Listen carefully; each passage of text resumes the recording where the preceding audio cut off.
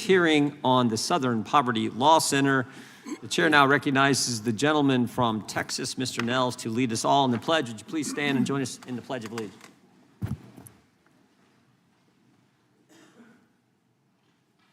Pledge allegiance to the flag of the United States of America and to the republic for which it stands, one nation, under God, indivisible, with liberty and justice for all. Thank you. Thank the gentleman. We'll start with opening statements. The chair now recognizes himself for an opening statement. It's always worse than we thought. The one thing we get wrong when we start these investigations, when we start this oversight, is it's always worse than we thought. We now have the superseding indictment from the Justice Department. It wasn't $3 million that they were paying these field sources. It was actually $4 million the Southern Poverty Law Center paid to field sources. And they didn't just pay them to foment the hate they told their donors they were fighting. They actually dated them. That's right. Southern Poverty Law Center employee was in a romantic relationship with field source number 9, a member of the Racist National Alliance. This SPLC employee, who was supposed to be dismantling hate groups with the Intelligence Project, was dating the field source that they were paying. And in fact, they had a joint bank account. Wow. And guess what the SPLC paid this individual? $1.2 million to, again, create and foment the hate they told their donors they were fighting. Now, it gets worse. An individual who led the National Socialist Party, a faction of the Aryan nations, reached out to SPLC. He wanted out. He wanted help in leaving this racist group. And what did the SPLC do? They said, no, no, no. Stay in the group. We'll pay you a monthly salary. We'll reimburse you for hosting rallies, purchasing racist materials. Of course, that was field source number 30.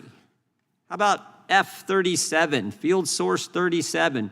This person's the one who coordinated transportation and attended the 2017 rally in Charlottesville.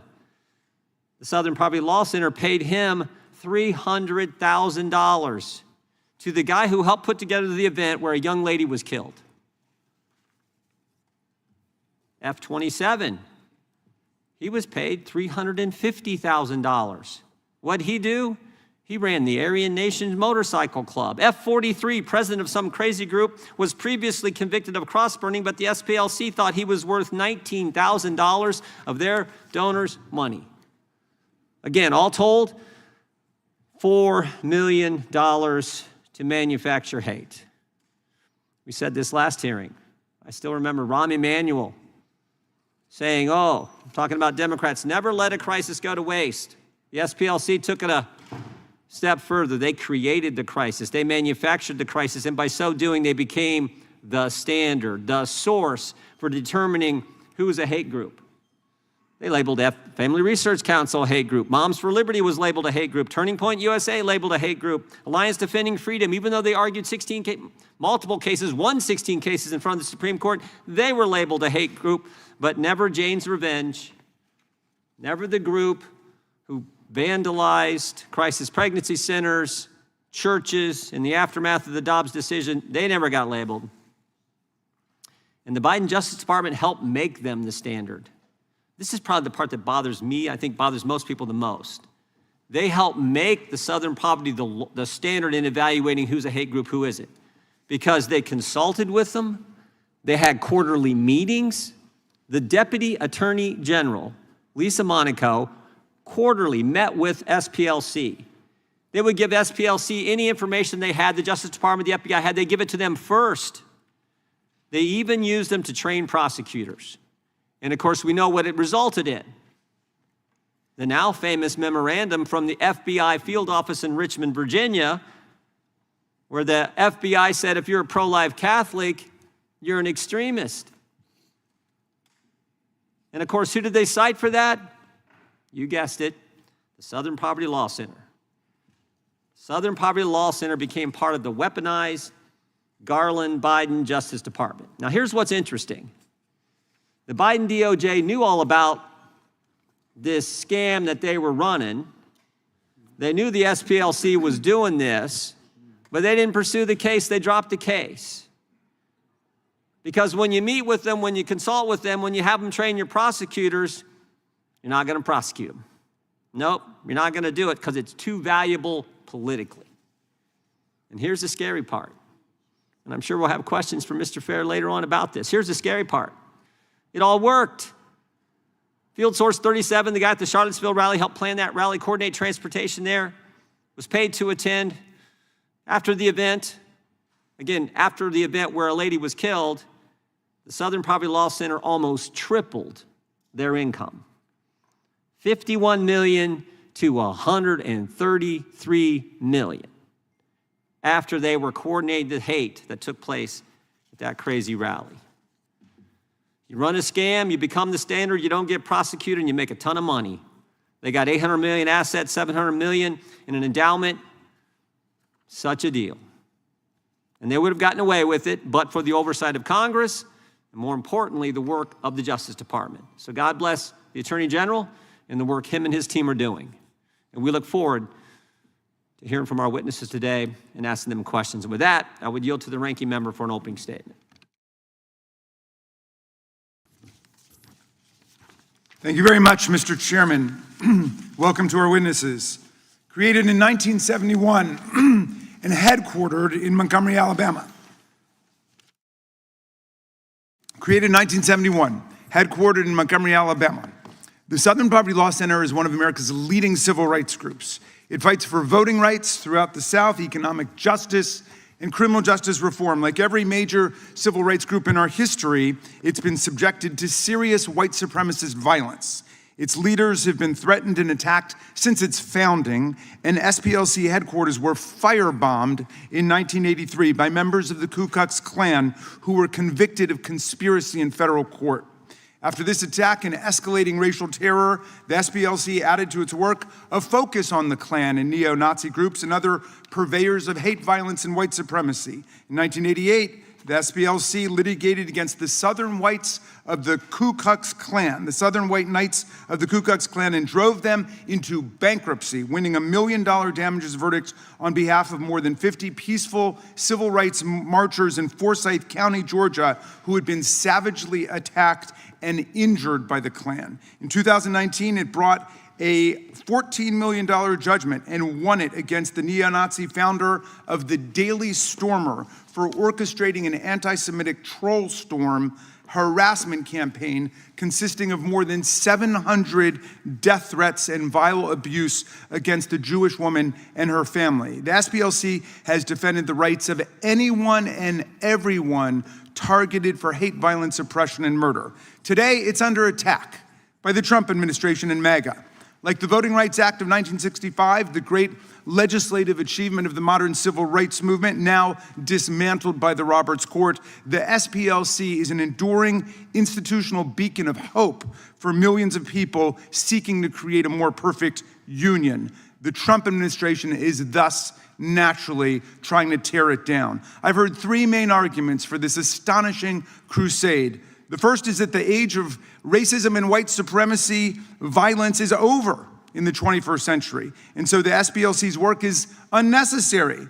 Well, this is plainly ridiculous. We live in an age of resurgent racial injustice, profound economic inequality, and relentless assault on the right to vote. Racist violence still permeates our society. In recent memory, avowed racists and white supremacists have killed 23 people in the El Paso Walmart massacre, 11 people worshiping at the Tree of Life synagogue in the worst anti-Semitic attack in American history, 10 people who were killed shopping for groceries in the Buffalo supermarket massacre, 9 worshiping parishioners were gunned down at the Mother Emanuel Church massacre in Charleston, South Carolina, and 8 people were killed at the Atlanta spa shootings, to name just 5 examples out of thousands. In 2024 alone, the FBI recorded nearly 12,000 hate crime episodes in our country. Just a few weeks ago, 3 fathers died defending their mosque, and 140 children at worship services in San Diego against 2 fanatical white supremacist teenagers jacked up on white great replacement theory and far-right neo-Nazi ideology who took their own lives tragically after the attack. But here's the second argument they use. They say, well, even if there's all this violence that we're engulfed in, the Southern Poverty Law Center itself is responsible for the violence that we see around us. The basis for this outlandish claim is that for decades, at least since the 1990s, the SPLC has infiltrated and investigated the Klan, neo-Nazis, and other groups by paying informants who go undercover. The purpose of these operations is obviously to derail and prevent white supremacist hate crimes and actions, both the kinds of hate crimes and shooting sprees we see all around us, but even more massive terrorist attacks like the Oklahoma City Federal Building bombing, which took the lives of 168 Americans, many of them children, who were in a daycare center when the white nationalists unleashed their terrorism on the people of Oklahoma. In the course of their work to investigate the extreme right, the SPLC has worked closely with the FBI for decades and turned over to the Bureau voluminous information, tips and leads from their field sources for further investigation, criminal arrest, and prosecution. In 2017, the FBI listed the SPLC as one of its partners on its website, where it remained for 8 or 9 years before this administration. There's nothing new about that work, but now Todd Blanche and the Trump DOJ in Alabama have twisted and corrupted this proud history of cooperation with law enforcement to bring an 11-count criminal indictment against the SPLC, claiming that it was defrauding its own donors. This is amazing, given not only that the SPLC donors and supporters cherish and prize the group precisely for its ability to get information in this way to stop hate crimes, but also incredible because the FBI itself uses the exact same practices for its own investigative work, spending in the neighborhood of not $3 or $4 million on undercover informants, but more than $40 million a year on undercover informants. There's nothing illegal about that. SPLC donors are not claiming fraud. They were proud to support this program. Even the extremist groups themselves understood they were being infiltrated and were constantly looking for the traitors, the spies. Well, my friends, we know what a real fraud looks like. Consider a fraud called Trump University, a scam from top to bottom where 9,000 victims joined 3 different class action lawsuits to complain about the fact that they were cheated out of thousands of dollars for a university that existed in name only, without a real curriculum, without real professors, without an actual campus, or any way to keep their extravagant and seductive promises to their students. The thousands of outraged victims were not silent. They came forward to complain, and they won a $25 million settlement against Donald Trump and the purveyors of this fraud. One former instructor at Trump University said it, quote, preyed upon the elderly and uneducated to separate them from their money. Another former instructor said the institution was, quote, a total lie. That's what real fraud looks like. What have SPLC's donors done in light of this criminal indictment? They've not lined up to file class action suits or to denounce the SPLC. They continue to support the SPLC's works. Donations to the organization have gone up since this fraudulent indictment was brought down by the Trump administration. Well, the final complaint I've heard from members of this committee speaking on behalf of certain groups who take exception to being called hate groups by the SPLC. So they're mad that certain groups that they like are called hate groups. And I can appreciate why people don't want to be called a hate group. I don't like a lot of things that are said about me and the groups that I like. Stephen Miller said, the Democrat Party is not a political party, it's a domestic extremist organization. I don't like that. Kristi Noem called Alex Preddy and Renee Good, law-abiding citizens shot down by ICE, domestic terrorists. Donald Trump said that Democratic donors like George Soros and Reid Hoffman were funding a conspiracy for domestic terrorists. Look, under our First Amendment, love and hate exist in the eye of the beholder. Donald Trump has repeatedly said that January 6th was a day of love when our police officers were bathed in hugs and kisses from the Proud Boys and the insurrectionists. For most of us who lived through that violent insurrection, it wasn't a day of love, it was a day of hatred and sickening violence. But that's the great thing about the First Amendment. It's up to you. You can say whatever you want. If you don't like the fact that someone's called you a hate group, then you get up and then you rebut them, you denounce them. I've heard Chairman Jordan say it a dozen times in our hearings, and I agree with him. The proper response to speech you don't like is counter speech, not government prosecution, not government censorship. Counterpose honest speech to dishonest speech, the truth to the lies. Let the public figure it out. Whatever happened to I disagree with everything you say, but I will stand with my life for your right to say it. We need less vendetta and more Voltaire. All of this is a disgrace. When DOJ was founded in 1870, 156 years ago, it was to protect the newly freed African Americans against the Ku Klux Klan, which was rampaging violence throughout the South. Todd Blanche has capsized DOJ's commitment to the rights of all and disgraced the department. He has directed DOJ to savage the SPLC while he does everything in his power with the president to aid and abet the right-wing extremists who commit acts of violence against racial minorities. Just 2 weeks after becoming acting AG, he moved to vacate the criminal convictions of the leaders of the Proud Boys and Oath Keepers for seditious conspiracy. They were convicted and sentenced to jail for many, many years. Seditious conspiracy means working to overthrow the government of the United States. These were crimes so toxic that President Trump wouldn't even pardon them when he was pardoning en masse more than 1,600 other cop-beating, racist January 6 rioters and insurrectionists. These are the people that the DOJ now protects. And now, Todd Blanche wants to create a $1.776 billion taxpayer-funded slush fund to turn the January 6 foot soldiers into MAGA millionaires.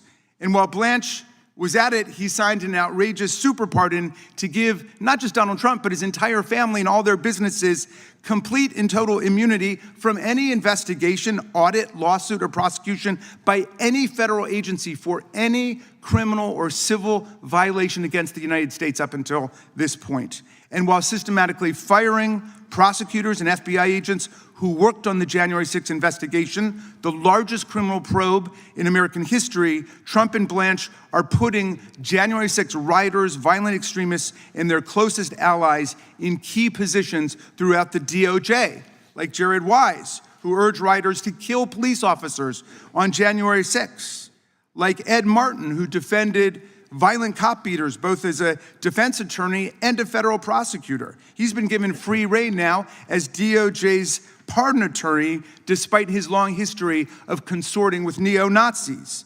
Donald Trump nominated Paul Ingrassia, 3 years out of law school, to run the ethics watchdog Office of the Special Counsel and stood by him after it was revealed that he admitted to having, quote, a bit of a Nazi streak in him.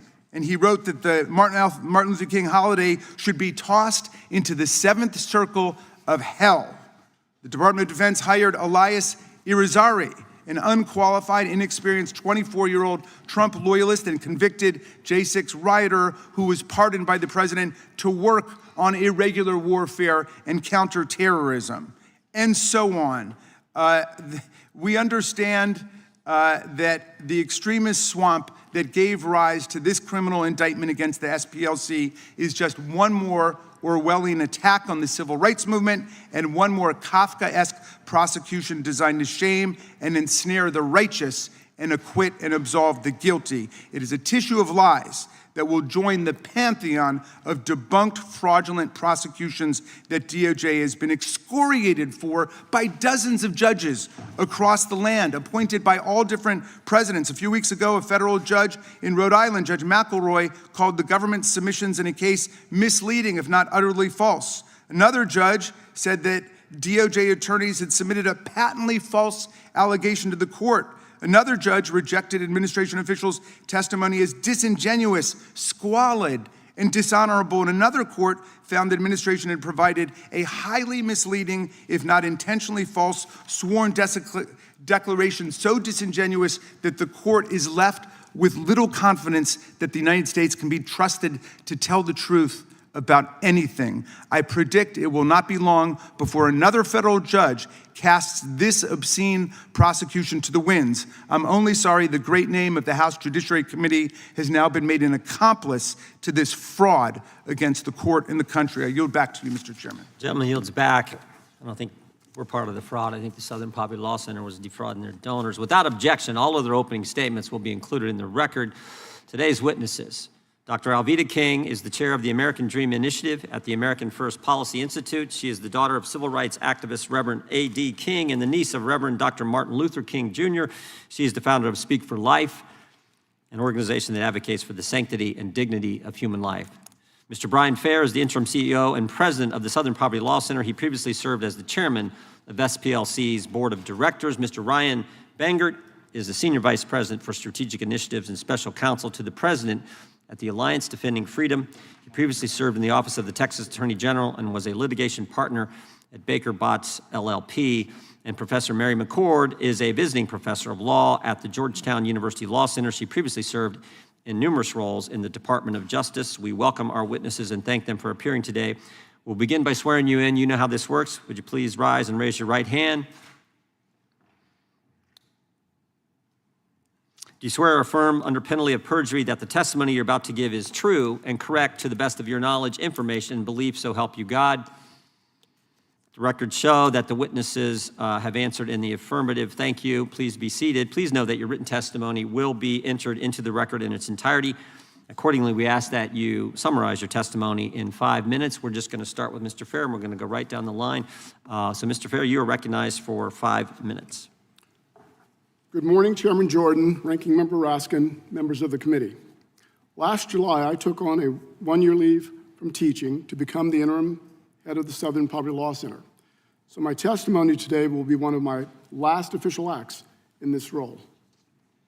It has been one of the greatest honors of my life to work alongside the talented, dedicated, and principled SPLC staff.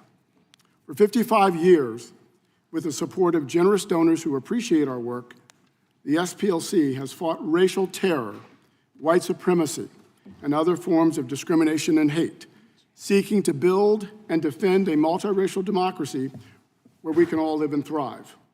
That was the goal of the civil rights movement, and it is our mission. We are known for exposing and dismantling extremist hate groups. We took on the United Klans of America, whose hateful violence killed 4 little girls in the 16th Street Baptist Church bombing, and we sued them out of existence. In the decades since, hate has continued, but so have our efforts to expose it through litigation, policy, research, and education. We fight for the underdog, the poor, the unhoused, the hungry, the incarcerated, the disenfranchised, the immigrant, the outcast, the vilified. Many groups, and some in this room, have misrepresented our work, including our confidential informant program, repeating various false allegations. Some say we've lost our way. That's false. We've never lost our North Star, a fair and just society for every person. All our programs advance that mission. Our work saves lives, but it comes at a price. Since our earliest days, we've been targeted by those who oppose our mission. Our office was firebombed, our staff threatened, our leaders the target of assassination. We know political violence. We unequivocally condemn it.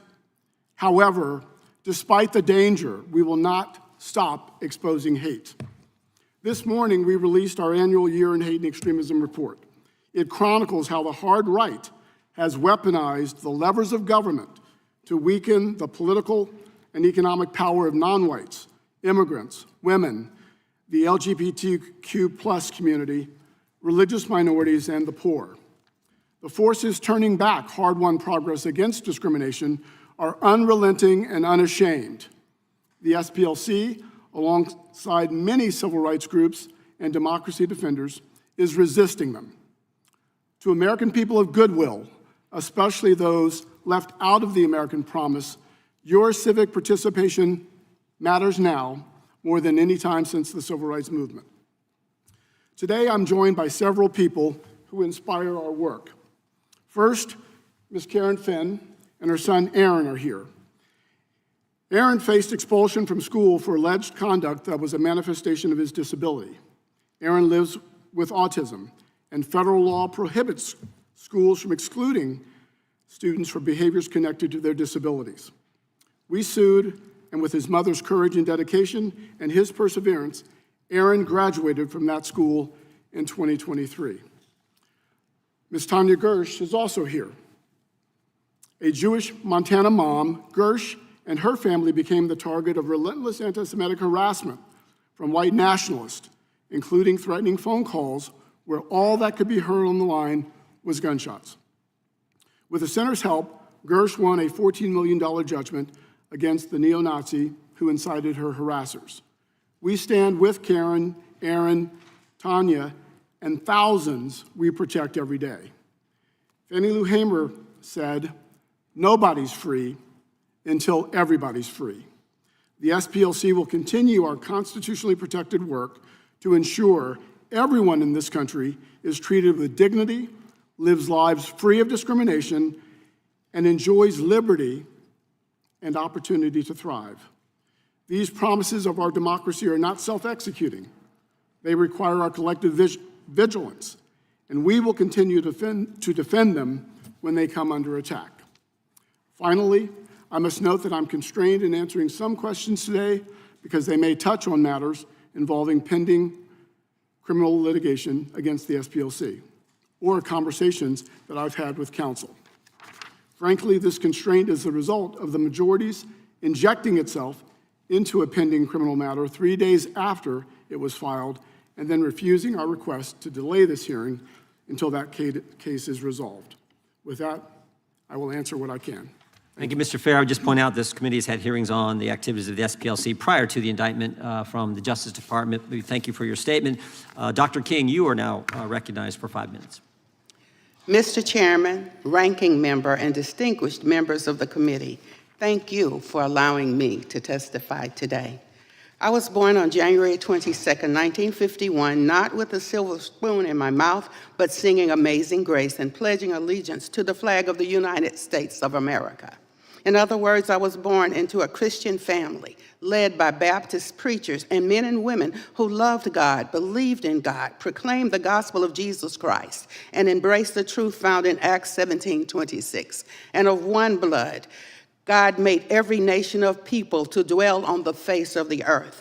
I was taught from birth to love, to repent, to forgive, to trust God, and to love my fellow brothers and sisters. Human dignity is a creed of our family, the King family legacy. My uncle, Reverend Dr. Martin Luther King Jr., did not dedicate his life to dividing people into categories of oppressor and oppressed. He dedicated his life to bringing people together under the truth that every person bears the image of God.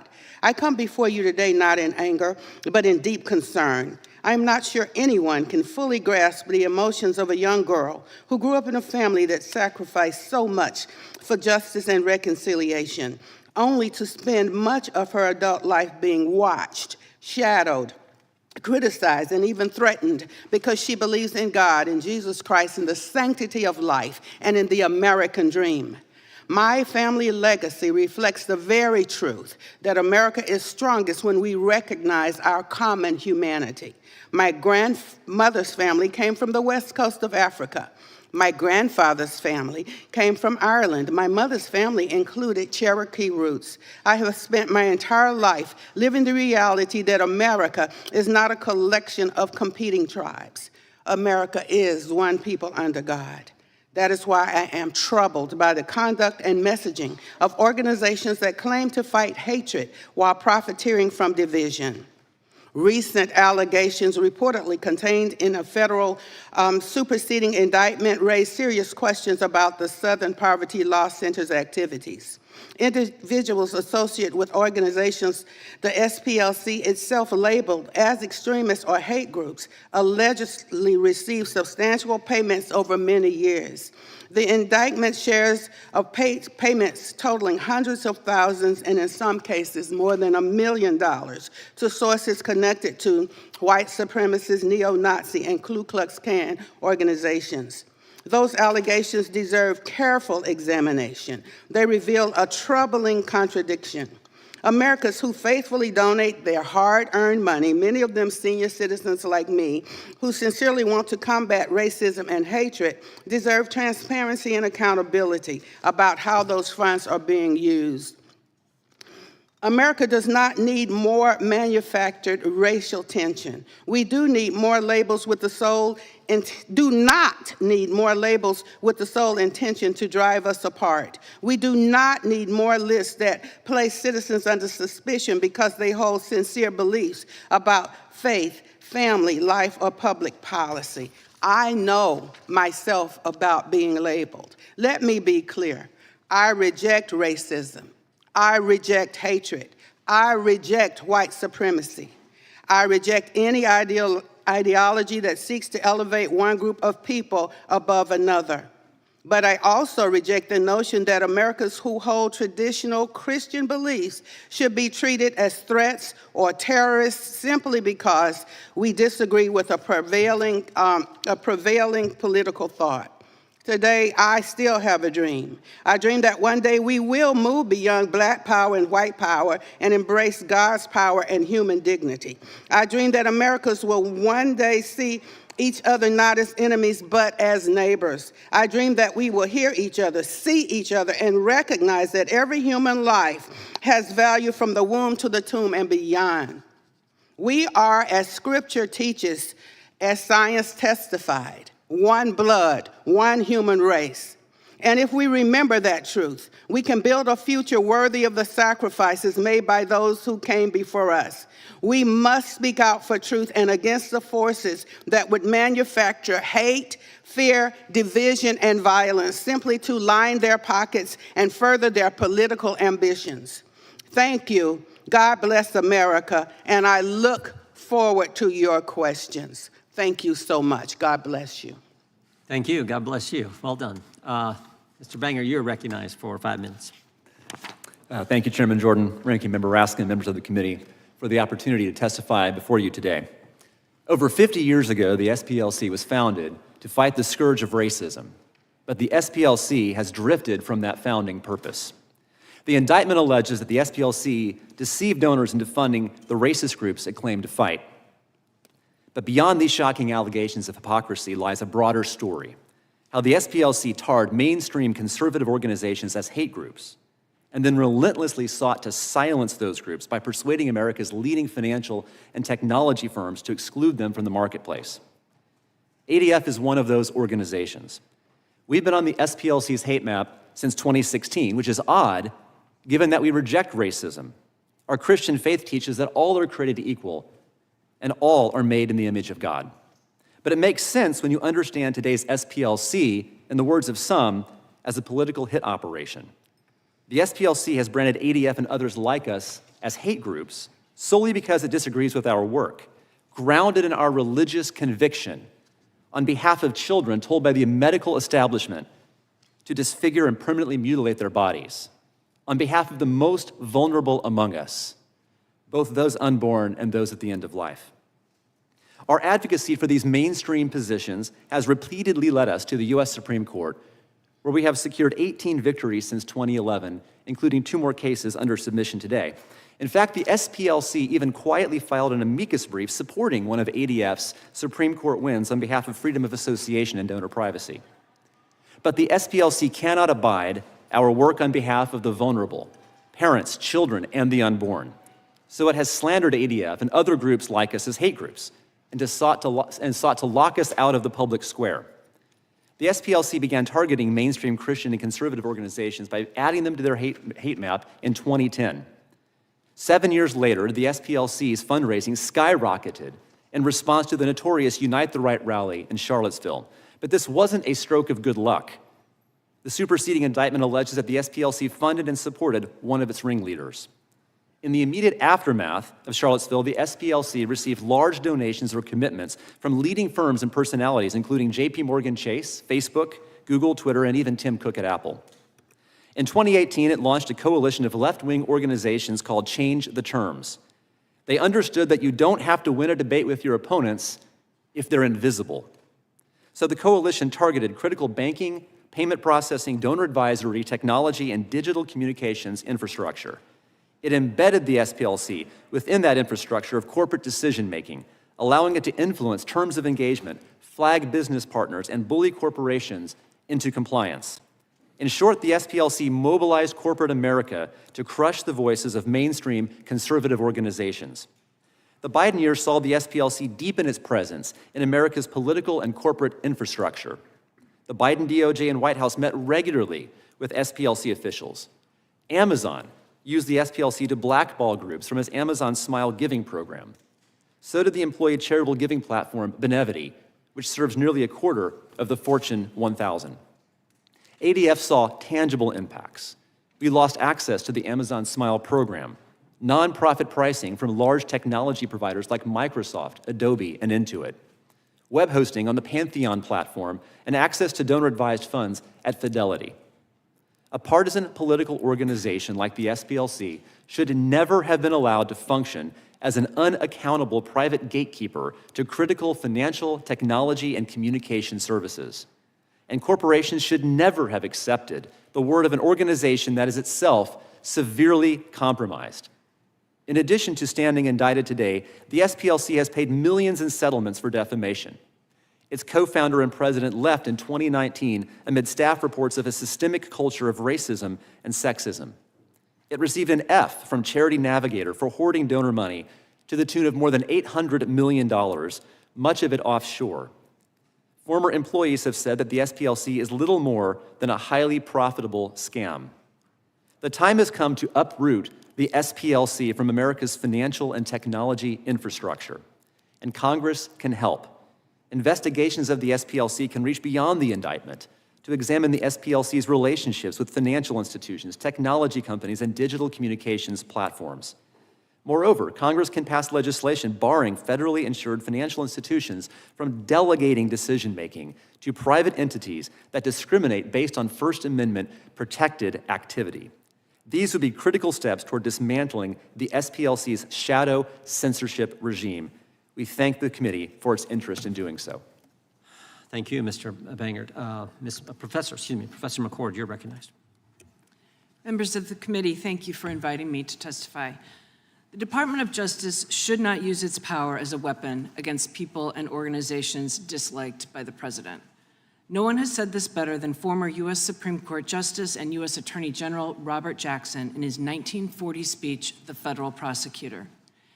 He said, "The prosecutor has more control over life, liberty, and reputation than any other person in America. The prosecutor can order arrests, present cases to the grand jury in secret session, and on the basis of his one-sided presentation of the facts, can cause the citizen to be indicted and held for trial. If the prosecutor is obliged to choose his cases, it follows that he can choose his defendants. It is in this realm in which the prosecutor picks some person whom he dislikes or desires to embarrass, or selects some group of unpopular persons and then looks for an offense, that the greatest danger of abuse of the prosecuting power lies.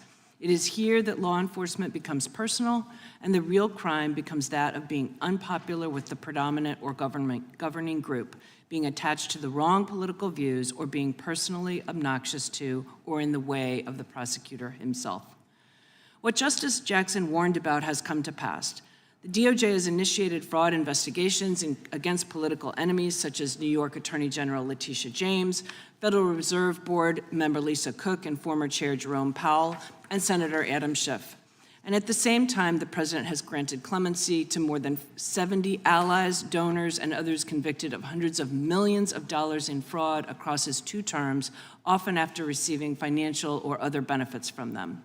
And he, along with his Attorney General nominee, have orchestrated a fraud on the court, settling the president's collusive lawsuit against the IRS, in which he, his family members, and his businesses all received from the Justice Department an effective pardon from criminal and civil investigations, audits, claims, and prosecutions by any federal department or agency on any subject based on anything that could have been initiated as of the date of the settlement, known or unknown. The so-called settlement came after a federal judge ordered briefing on whether there was actual adversity between the parties, a constitutional requirement for a lawsuit. This one-sided use of prosecutorial power extends to the President's National Security Presidential Memorandum 7. Using the domestic terrorism label, it mandates that federal government, including the DOJ, use every tool in its toolbox to target groups with ideologies this administration perceives as, quote, anti-Americanism, anti-capitalism, and anti-Christianity, extremism on migration, race, and gender, and hostility towards those who hold traditional American views on family, religion, and morality. NSPM 7 states that the groups and entities that perpetuate this extremism have created a movement that embraces and elevates violence to achieve policy outcomes. It relies for support on the murder of Charlie Kirk, assassination attempts against the president and Justice Brett Kavanaugh, and the so-called riots in protest of ICE activity. And although murders and threats of violence are reprehensible and illegal, the examples do not justify the stark lack of parity in NSPM 7's treatment of supposedly dangerous ideologies. There is no mention in NSPM 7 of the politically motivated murders of Minnesota Democratic legislator Melissa Hortman and her husband, or the mass shootings committed in Buffalo, New York, El Paso, Texas, and Pittsburgh, Pennsylvania by white supremacists who justified their violence based on the Great Replacement theory. The one-sided memorandum not only lacks legitimacy, it raises the stakes for organizations that hold views the administration dislikes. It has the strong potential to lead to the discriminatory targeting of organizations based on the exercise of First Amendment rights. Within months of then Attorney General Pam Bondi's December 2025 memo reminding prosecutors of the many federal criminal provisions that might be used in implementing NSPM 7, the SPLC was indicted. SPLC has for decades spoken out against racial violence, sued to protect civil rights and dismantle hate groups, and worked cooperatively with law enforcement. Commenting on the charges, the president called SPLC one of the greatest political scams in American history. I'm not here to discuss the substance of the charges against SPLC, which is being ably defended in court, but the targeting of the organization harkens the very danger Justice Jackson warned about, that law enforcement becomes personal and the real crime becomes that of being unpopular with the predominant or governing group, being attached to the wrong political views, or being personally obnoxious to or in the way of the prosecutor himself. Thank you. Thank you, Professor. We will now move to 5-minute questions. The chair recognizes the gentleman from California, Mr. Rice. Thank you, Mr. Chairman. And Professor McCord, I congratulate you on your ad hominem attacks on the president, and you're deflecting any part of answers as to the nature of this hearing. Your absence of that shows a great deal about how you have no answers for our questions, but you have answers for your own party persuasion. Mr. Bangert, I apologize in advance. I'm going to focus a little bit over here, but it's not because your organization hasn't been the subject of the attacks by Mr. Fair's organization for what is now a decade and a half. Dr. King, I'll start with you. You wear a cross here today. You spoke of God and Jesus Christ, your deep faith, and the conviction that comes with that faith as to how a just government and a people should act. Is that a fair statement of who you are? The statement of who I am is just a 75-year-old woman who has experienced so much. I have been personally flagged by SPLC, and I have been on a domestic terrorist list, interestingly enough, for much of my life. Well, Dr. King, that's the nature of the question. Is that because of who you are, because of your faith, because you have championed the teachings of your father and your uncle? Yesterday, I led a small trip into the Capitol where the rotunda has virtually only presidents of the United States other than Dr. King. Is it in fact his teachings and the teachings of people like that that you follow that has caused you to be so labeled? I believe that these attacks against me and others are not because only of my faith, certainly because of my faith, absolutely. My uncle, Reverend Dr. Martin Luther King Jr. once said that the law may not make you love me, but it can keep you from killing me. And so Sadly, I believe that did many not. of us are persecuted because of our faith and our beliefs. I think it's a little unfair because I say life from the womb to the tomb and beyond, that I'm on a domestic terrorist list. I think that's unfair. Well, you join a group of faithful people, as Mr. Bangert mentioned, tend to be what we'd call center-right leading. You knew Charlie Kirk and his work, didn't you? I did know Charlie Kirk. And his work, like your work, was about love, people getting along, but it was also about teaching of the benefits of faith, wasn't it? I was able to make some peace with Charlie before he was killed because he said some bad things about my uncle. I didn't like it.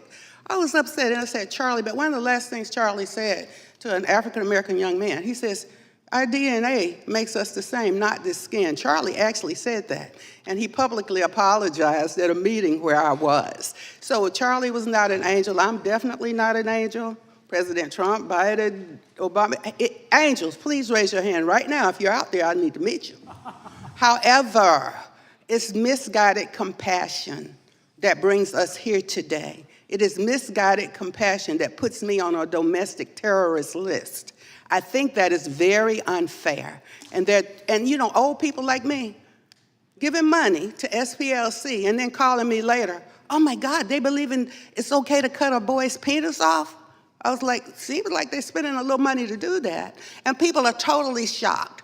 I hope people will take the medicine and come on and admit that they are funding some things. They might be doing some good stuff.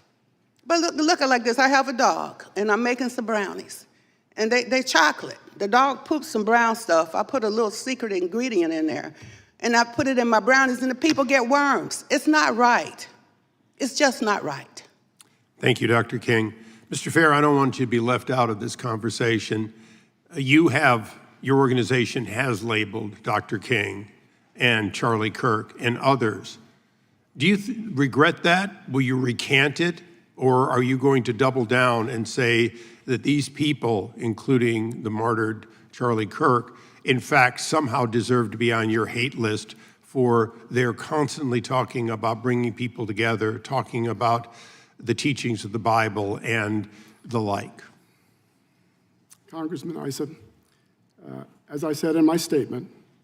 Now, wait a second. No. I heard your statement. I only want an answer to your question in the 11 seconds left. Are you going to recant, yes or no? And if you're not going to, please don't tell me it's because now you're under charges. Your organization did it as much as 16 years ago. Will you take back any part of that, or is your hate list stand as your position of your organization as its head today? The SPLC will continue to expose hate and extremism. Okay, we'll take that as the list stands. Mr. Chairman, I'd ask unanimous consent. Gentleman's time has expired, but you can do a unanimous consent. Thank you. That a submission from the Heartbeat International for today's hearing be placed in the record. Without objection. That a message, particularly from, it's entitled "The Truth About the SPLC," from the Family Research Council be placed in the record. Without objection. And lastly, Mr. Chairman, for this hearing, too, a statement from the Executive Director's Office of the Center for Immigration Studies be placed in the record. Without objection. Thank you. I yield back. Gentleman yields back. Chair now recognizes the gentleman from Maryland. Thank you kindly, Mr. Chairman. Ms. McCord, our colleagues invoked the fact that the SPLC had an informant in a white nationalist group at the infamous Unite the Right rally in August of 2017 in Charlottesville as some kind of indictment of the SPLC. But didn't that SPLC informant create the information that allowed the SPLC to send 3 different FBI field offices a 45-page memorandum warning of planned violence and the potential for violence at this extremist confab? That is the facts that have been represented in court. Mr. Fair, is it true that the SPLC sent a memo based on that informant's work to 3 different FBI field offices? Yes, it is. Okay. The chairman spoke with some indignation about the fact that there were $3 million or $4 million spent giving to undercover informants to try to expose the work of the extremist groups, as in Charlottesville in 2017, where Heather Heyer was killed by a fanatic racist. I'm just curious how the members of the panel feel about this proposed $1.776 billion political slush fund set up for the Proud Boys, the Oath Keepers, and other convicted criminals and rioters from January 6th. Do you think that that fund should be shut down and any other similar fund? Mr. Fair? Yeah, Yes or no? Yes, I do. Dr. King, do you agree that that should be shut down? I will not speak on whether that particular fund should be Or shut down. any such fund, I think some of these slush funds that SPLC is using. Okay, but my question is about the one proposed by Todd Blanche. It's a yes or no? I will not answer on it. Okay. I think Mr. they Banger, need to stop do you killing think- the babies and cutting the penises off. And so any slush Okay, fund is I have limited time. We can money get, in that is the problem. Mr. Banger, do you believe that the $1.776 billion political slush fund should be shut down and any similar fund? I think that's a question for Congress to answer. Okay, and Professor McCord, what do you think? Should that political slush fund be shut down? Yes, it should. And any similar slush fund? Yes, it should. Okay. So the conceit of the prosecution, this whole hearing, the whole attack on the SPLC is that there's some contradiction between fighting against extremist hate and racism for decades and then sending people undercover as informants to find out what these groups are doing. Do you agree that there's a contradiction, Professor McCord? I agree that it is a very useful law enforcement tool to use informants and cooperators to learn more, not just about hate groups and potential domestic violent extremism, but also as a tool to dismantle drug trafficking groups and human trafficking groups. So if the FBI sent someone undercover to expose a mafia organization, narco traffickers, international human traffickers, that wouldn't mean that the FBI is supporting those groups, would it? That's correct. Okay. As a matter of law, and as a matter of fact, can you have a criminal fraud if there are no victims of the fraud? To have a criminal fraud, you have to have made statements and fraudulently to induce some activity. And if it did not induce some sort of activity, like a gift or donation, then there is no fraud. Well, what I don't understand is that suddenly, out of the blue, there's a claim that the Southern Poverty Law Center is engaged in fraud because it's been extremely effective. I wish it had been even more effective, for example, in stopping the Oklahoma City bombing, where nearly 200 people were killed in an act of fanatical white nationalism. But it's been quite effective. I don't know of any group that's been more effective, other than potentially the FBI itself, in stopping extremist white violence. Well, do you believe that it is an act of fraud when the donors to the group understand perfectly well that people are being sent undercover to try to get information on what these groups are doing? If donors were not defrauded, and no donors have come forward, to my knowledge, suggesting that they were unaware of what the SPLC was doing, that program has been known for a long time, and so that creates a problem. I mean, it just seems to me amazing to be alleging a fraud when there are no victims. When I just looked up the Trump University case, there were hundreds and hundreds of people coming forward screaming to high heaven about how they'd been ripped off and exploited by this fake university, and they won $25 million. So do you pay the same people to do the bomb and then go and comfort the people from being bombed? You pay the same people to do both jobs? That's kind of fraud to me. That's weird and chaotic and confusing. Well, Dr. King, I don't think there's any allegation that anybody who was working for the Southern Poverty Law Center bombed anyone. Do you have information to that effect? Because I don't personally, but outside agitators did bomb our house in '63 and then ran back and took off the Ku Klux Klan sheets and put on police things and ran up in the yard. Well, that's it was a the same statement. people. It was crazy. I'm with you, and that's a statement about the racism of that police force working with the Ku Klux Hey, Klan. y'all pay both of them to do the double jobs. SPLC does. Really, you hire them to do the bombing, then you you're hire them asserting to a lot fix of the things bombing. That's weird. Dr. King, you're asserting a lot of things under oath, and you haven't brought the evidence with you. So I think I'll you get can- some for you. Okay, please, bring us the evidence, and I'll yield back to you, Mr. Chairman. I'll get Gentleman some yields for back. Mr. Fair, did the Southern Poverty Law Center use donor money to have field sources attend extremist rallies across the country? Mr. Chairman, It's a simple question. Did you use your donor money for that purpose? used donor money It's a yes or to no. pay confidential informants to infiltrate extremist organizations. Did the Southern Poverty Law Center use donor dollars to have field sources host extremist rallies throughout the country? Not to my knowledge. That's not what the indictment says. Did the Southern Poverty Law Center use donor dollars to have field sources grow existing chapters of extremist groups? Mr. Chairman, as I It's a said simple earlier, question, Mr. Fair. Did you use donor money for the purpose I just read? I'm reading straight from the superseding indictment. and Mr. Chairman, the indictment will be managed and responded to by counsel in the criminal case that's Well, you just pending. answered a question from Mr. Raskin concerning the indictment. He asked you, did field sources send information to the FBI that help with things? You answered that question. I'm That's a asking, matter of public knowledge. That's in our Mr. Chairman. public filing. did the Southern Poverty Chairman. Law Center use donor money to have field sources create new chapters of extremist groups? Again, Mr. Chairman, Did the Southern Poverty Law Center use donor money to recruit new individuals into those extremist groups? I assume you don't want me to answer since you're not giving me time to answer. No, I'm giving you time to answer because that's a yes or did you use your donors' money for that purpose? Yes or no? Again, those issues will be resolved in the pending allegations against the SPLC. It seems to me if the answer is no, you could say no. We have asserted that the allegations are false. Did the Southern Poverty Law Center use donor money to have field sources make donations to extremist group leaders and purchase materials for cross burnings? It's alleged in the indictment. Did it happen? We've alleged that those allegations are false.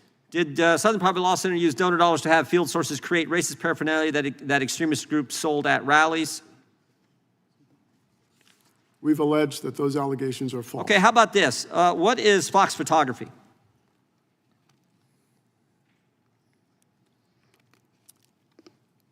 Mr. Chairman, what I've learned about Fox photography, I've learned from counsel in conversations with counsel, How about Northwest Technologies? and they're covered by the attorney-client privilege. No, these are, well, did the Southern Poverty Law Center establish shell companies to pay, to run the money through, to then pay the field sources? Again, all of the allegations that you are referring to, Chairman Jordan, will be Well, how about this? responded to by our counsel in the Middle District of Alabama. Did you pay the field sources directly, or did you pay them through an intermediary? Mr.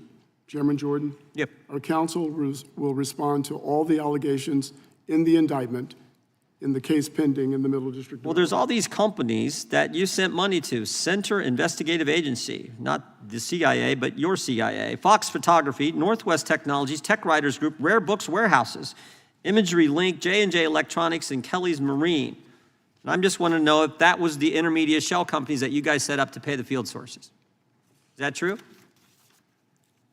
Will the good chairman yield for just a No, moment? I got just a minute and a half, and then I'll be happy to entertain a question you may Chairman have. Jordan, our counsel will respond to all the allegations in the Middle District of Alabama, Okay.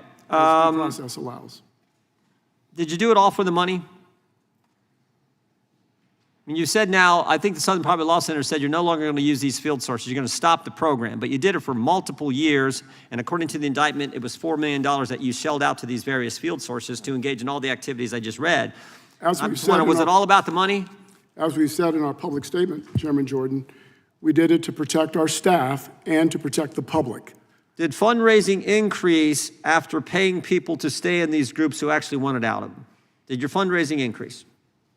Did the donations coming in increase?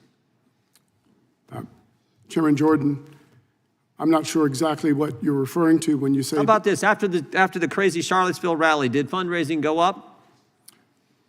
Mr. Chairman, our fundraising went up. Fundraising where one of your field sources helped coordinate Our transportation to that fundraising event? went up when President Donald Trump was elected in 2016. Fundraising go up after you paid a field source to coordinate the transportation at an event in Charlottesville where a person was killed. That's what I'm asking. Did it go up? Because according to what we know, you went from 51 million to 133 million in 1 year. And that happened when President Donald Trump was elected. Who's the president of the National Socialist Party? You know? You know who he is? Mr. Chairman, that's an allegation in the indictment that will be responded to by counsel in the Middle District of Alabama.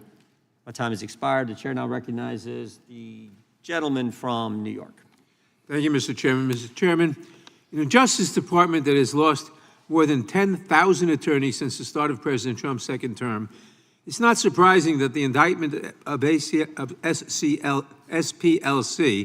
are replete with mistakes of fact and law. In the words of one former prosecutor, DOJ's indictment of SPLC, quote, falls egregiously short of alleging a crime, close quote. At its core, the indictment claims that SPLC defrauded its donors and betrayed its stated mission to dismantle hate groups by paying informants who, quote, were either associated with violent extremist organizations or had infiltrated such organizations at the SPLC's direction, close quote. But this is directly contradicted by the fact that SPLC's donors have said that they knew about and liked the informant program. The truth is that SPLC's use of paid informants has been public knowledge for decades.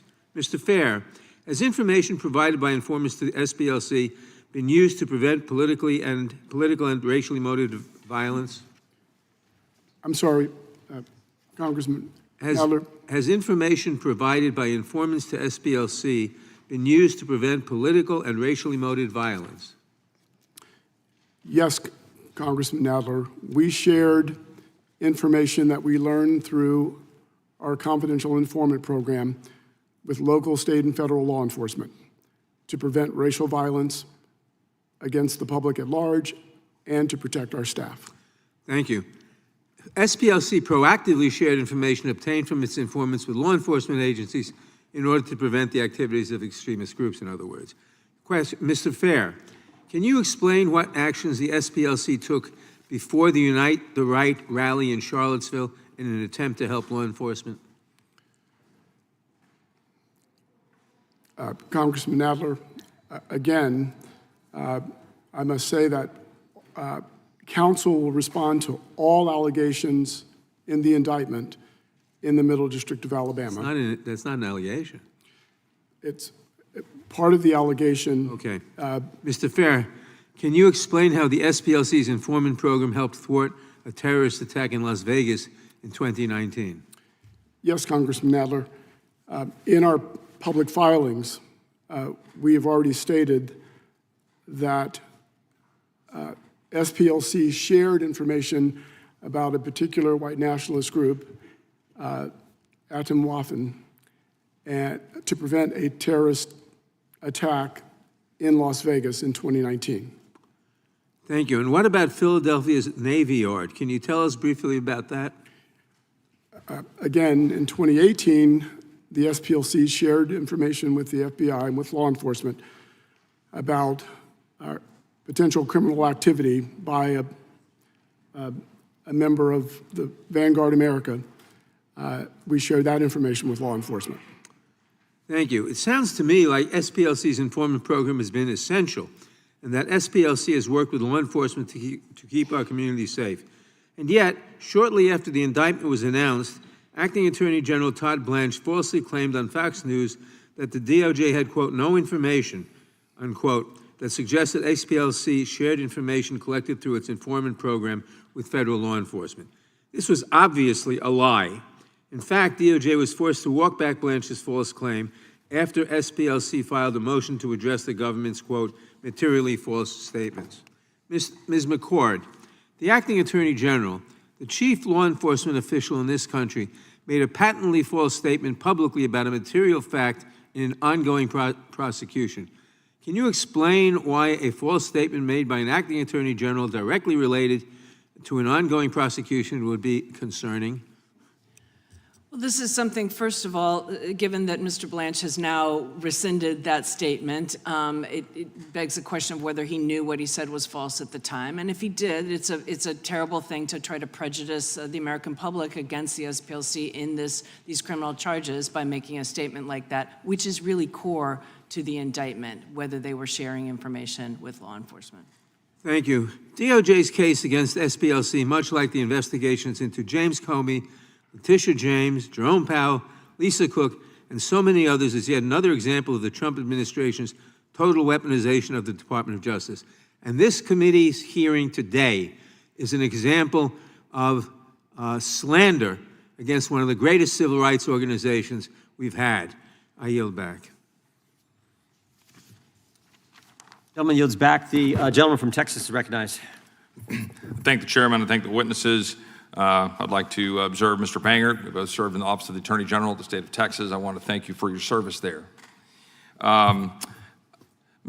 Fair, in 2012, the Family Research Council was attacked and the guard in the front of the building was shot. The head of the Family Research Council, Tony Perkins, made quite note at the time of Southern Poverty Law Center's involvement in that, in putting Family Research Council on their so-called hate map.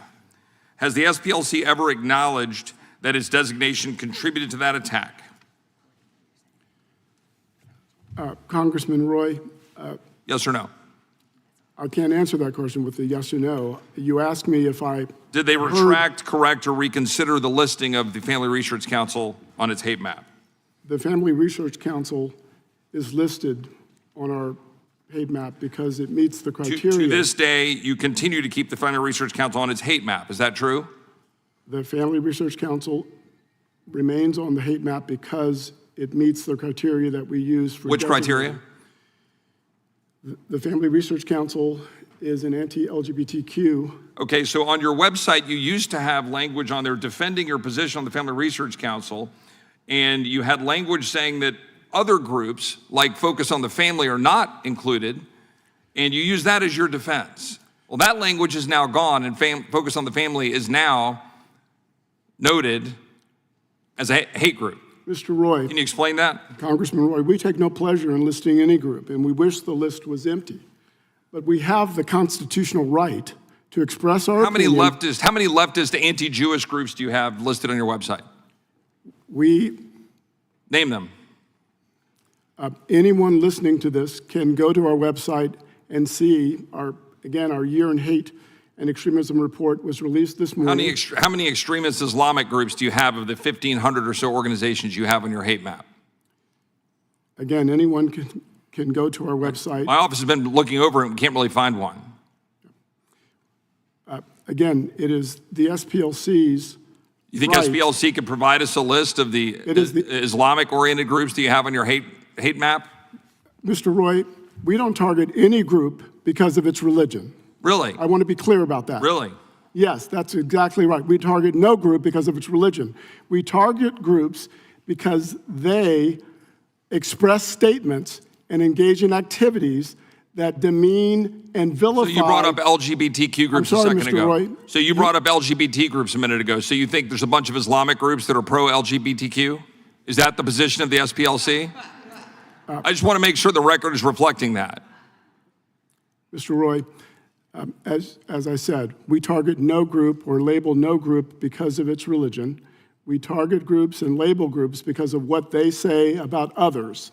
And we have a constitutional right to do that, and we will continue to do that.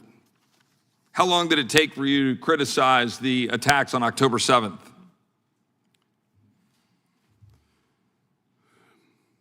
Mr. Roy. Was it immediate?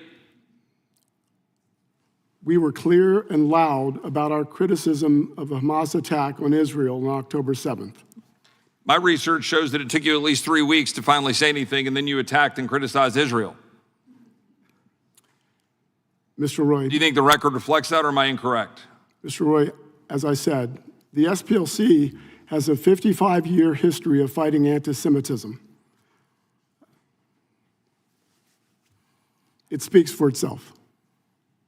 And yet the response to the targeting the Family Research Council was to defend yourself for having focused on the family, and then you pulled down from the website that defense.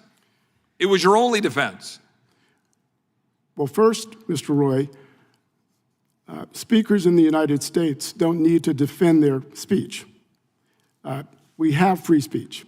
And so everyone should understand that. Yeah, you do here on the record have to defend the position of an organization that has now been indicted and has superseding indictment based on very clear indications of the way the money is flowing in order to target very specific groups and to potentially defraud your donors, not to mention, by the way, banks. If I had a little more time, I'd like to have a little bit more conversation about debanking and your engagement with banking. But the last question I'll ask you is, with respect to Charlie Kirk, have you all taken any position since Charlie Kirk Mr. Roy, we unequivocally condemned the murder of Charlie Kirk. What about the listing of Charlie Kirk? It is our position that TPUSA expresses views and vilifies other people based on immutable characteristics, exposing them to our listing. Mr. Chairman, I have a couple unanimous consent requests. Objection. I have several documents here. November 2025 Hate Watch from the Southern Property Law Center, in which hearing or the work that I've done on Sharia law was included in Objection. Hate Watch without objection. Another one here, anti-Muslim bigotry, in which work we did in this very room, in the subcommittee on the Constitution, highlighting concerns with Sharia law, were included in the Hate Watch. I'd like to insert those in the record. Objection. Gentleman yields back. The Mr. Chairman, I have UC request. Gentleman's recognized. Thank you, Mr. Chairman. I move to enter into the record a letter from the Jewish Council of Public Affairs. Without objection. Dozens of rabbis praising the role of the SPLC in opposing anti-Semitism. Objection. Chair now recognizes the gentlelady from California. So during a September 2020 presidential debate, when he was asked to condemn white supremacists and tell their militia groups to stand down, Donald Trump told the Proud Boys to, quote, stand back and stand by. That was a message that elated white supremacists online. Months later, President Trump had lost the election and spent months spreading the big lie about widespread fraud, and the Proud Boys were no longer standing by. On January 6th, they were on the ellipse. They were in the streets, and as we all know, we were here, they made it into our Capitol. Now, as a member of the January 6th Select Committee, I saw firsthand how organized extremist groups help transform political grievances into coordinated action, hate, and then violence. Before January 6th, the Southern Poverty Law Center spent years warning about organizations like the Proud Boys, the Oath Keepers, and other extremist movements. Professor McCord, can you explain what SPLC must have seen in those groups that caused them to raise concerns about them long before their attack on the Capitol? Yes, Congressmember. Like other research organizations that study the groups with ideologies that espouse things like white supremacism and the Great Replacement theory, and tend to, in some cases, not all cases, but advocate for violence on behalf of those ideologies and in furtherance of those ideologies. These are things that lead SPLC, as other research organizations do, to give warnings about violence that may be coming. And certainly before January 6th, the red flags and the warning signs were there and were communicated by SPLC as well as other organizations. How did the prosecution of anti-government actors who participated in the storming of the Capitol on January 6th affect groups like Oath Keepers and the activities of anti-government militias? And what happened after the Trump administration issued its pardons to January 6th insurrection participants? And did the pardons of the January 6th insurrectionists help or hurt the fight against white supremacist violence and extremism in this country? 3 questions for you, Professor McCord. Right after January 6th, we saw groups like the Proud Boys, the Oath Keepers, the National 3%ers dismantle their nationwide organizations. We saw the Oath Keepers pretty much dissolve. But of course, with the pardons and the clemency and the commutations, we've seen a resurgence of these groups. We've seen them monetizing things, and we've seen also, unfortunately, members not just of those groups, but people who were pardoned committing additional crimes. We have a list of the crimes they've committed, some really disgusting and serious measures. Mr. Fair, if Congress tries to diminish SPLC and dismiss its warnings about groups like the Proud Boys and Oath Keepers, what lessons would we miss about the threat posed by organized domestic extremism to our American democracy? Thank you, Congressman Longwood.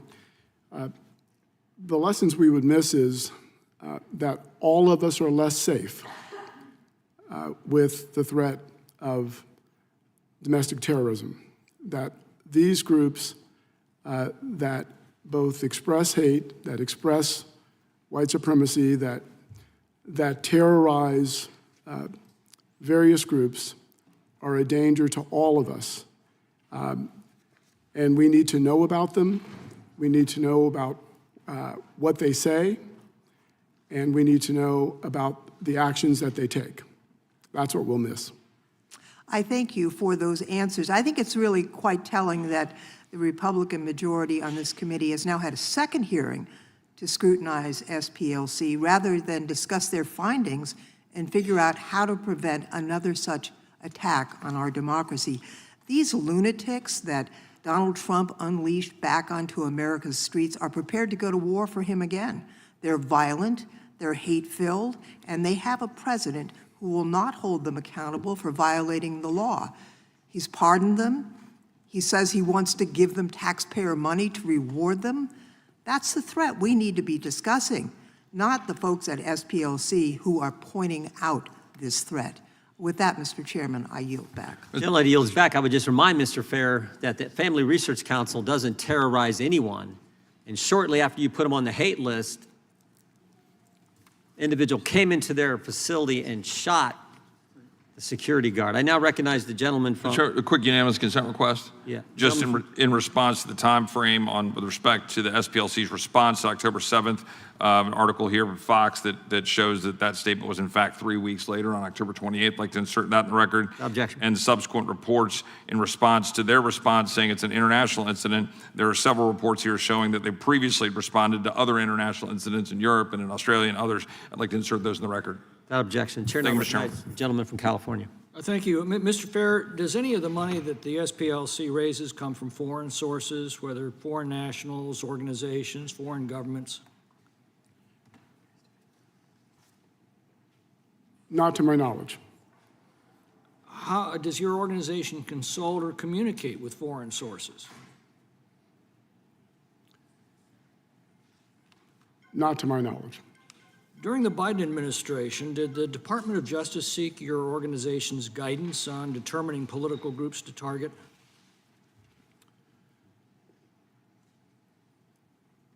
The SPLC, over its 55-year history, has met with members of every administration since its founding. The answer is yes? No, we've met with every administration since our founding. Did the Department of Justice seek your guidance on organizations or individuals to target for investigation? The SPLC identifies groups based on the criteria that we've set out. One is... So the answer is yes? No, the answer is not yes. Maybe I don't understand your question. So the answer under oath is no. Did we? I'm sorry, I'm not sure that I'm following your question. Let me try again. During the Biden administration, did the Department of Justice seek your organization's guidance on determining political groups to target? Not to my knowledge. We're told an investigation into your organization's activities was initiated by the Biden administration, but then mysteriously dropped. Did SPLC have any discussions with Biden administration officials about this investigation? Mr. McClintock, Congressman McClintock, it's my understanding that the initial investigation was opened during the Trump administration. It continued into the Biden administration. And did SPLC have any discussions with the Biden administration regarding that investigation? Not to my knowledge. Did SPLC suggest political groups like Turning Point USA, traditional Catholic groups, Family Research Council for investigation by the Department of Justice? Congressman McClintock, again, as I said, we identify groups based on the statements that they make, the activities that they engage in. Those are the criteria that we use, and we do it. Did you suggest that these groups be investigated by the Department of Justice? Not to my knowledge. And you had no conversations with Justice Department officials regarding these matters? Which matters? The targeting of Turning Point USA, Catholic groups, Family Research Council, By, for investigation by the Department of Justice. not to my knowledge.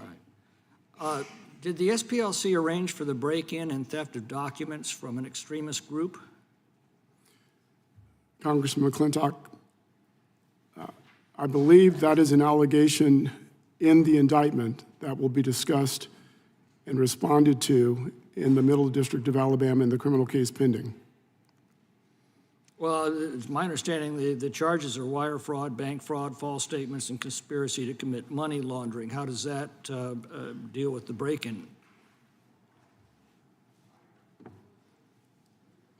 All of the allegations in the indictment involving the confidential informant program are connected to the wire fraud, the bank fraud, and the conspiracy claims. You said that your activities are constitutionally protected. Does the SPLC assert the right to file false statements with banks as a constitutionally protected right?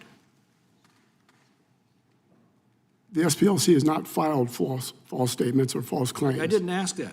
You said these are constitutionally protected. Is that a constitutionally protected? When I was speaking to Congressman Roy, I was speaking about our right to express our opinions about the various groups that we identify on our list. That is a constitutionally protected First Amendment right. You're asking something else, I believe, and my response is that all of the allegations that are raised in the indictment will be responded to in the Middle District of Alabama in our filings and pleadings. Okay, well, explain to me the reasoning behind targeting groups like Turning Point USA, the Family Research Council, traditional Catholic groups as hate groups, but not groups like Antifa, Jane's Revenge, Youth Liberation Front?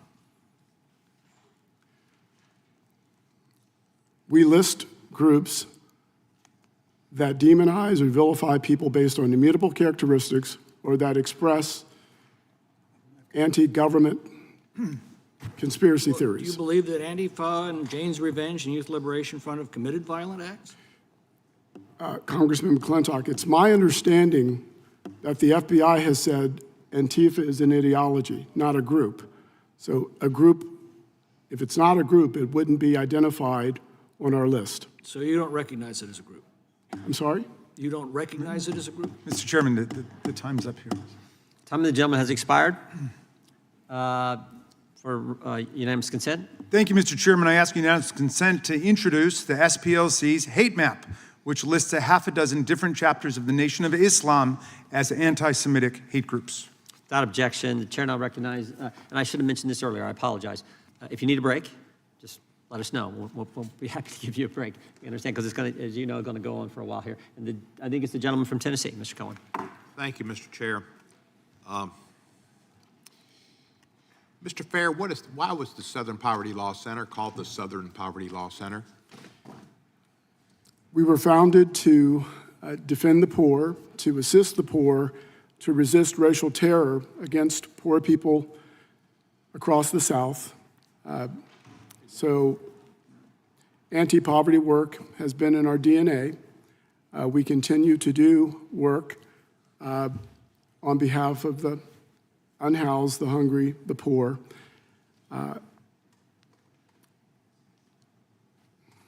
And your founders, I knew Morris Dees. I know Morris Dees. I haven't seen him in Everett for a while. And Julian Bond was a dear friend of mine. They were two of your founders, were they not?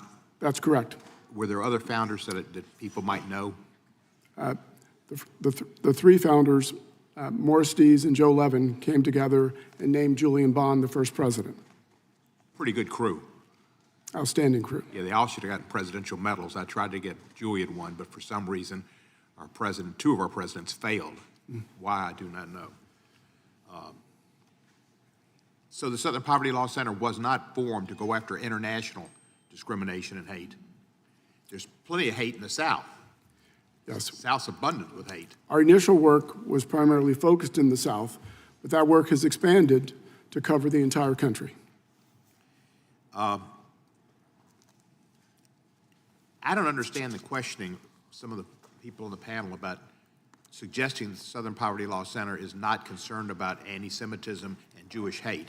as a person who's been exposed to Jewish hate and anti-Semitism since my birth, I guess, and could get a ton of it on the Mr. Musk's hate-filled organization, a lot of anti-Semitism, which has increased lately. Why would they be asking such questions? You go after anti-Semitism, do you not? Absolutely. We've, as I said in my early response, for 55 years, we've been resisting anti-Semitism. I mentioned that Tanya Gersh is here today. We've also recently filed 2 lawsuits against the Goem Defense League in Tennessee for attacks on a Jewish center and on Jewish and African-American people in Nashville. This is work that we've done, that we will continue to do. Again, anti-Semitism is hateful, and groups that traffic in it, whatever their political ideology, would be identified. Have you had any Jewish people contact you or Jewish organizations and complain? No, we have not. As a Jewish person, I welcome all faiths to come to our aid and support, and many have. Many have. But it's usually when there's anti-Semitism, the Anti-Defamation League is on it. Jewish groups are not afraid to stand up and speak out against anti-Semitism, but none of them have contacted you. Nor are we afraid to stand up and speak out against anti-Semitism, Congressman Cohen. What's going on in our country is really scary, and what Ms. Lofgren said was true. We're looking at a president who said, stand by, stand up and stand by, or stand down and stand by. And he has pardoned the people who committed treason against our country, violence against police people, and desecrated our Capitol. They were convicted or pled guilty, and he pardoned them. And now he wants to give them money. And he may not want to leave come January 2029. And he's got his army prepared. I wouldn't be surprised if a lot of people in ICE aren't J6ers. And that's why they wear their masks. They're not worried about COVID. Not really, no.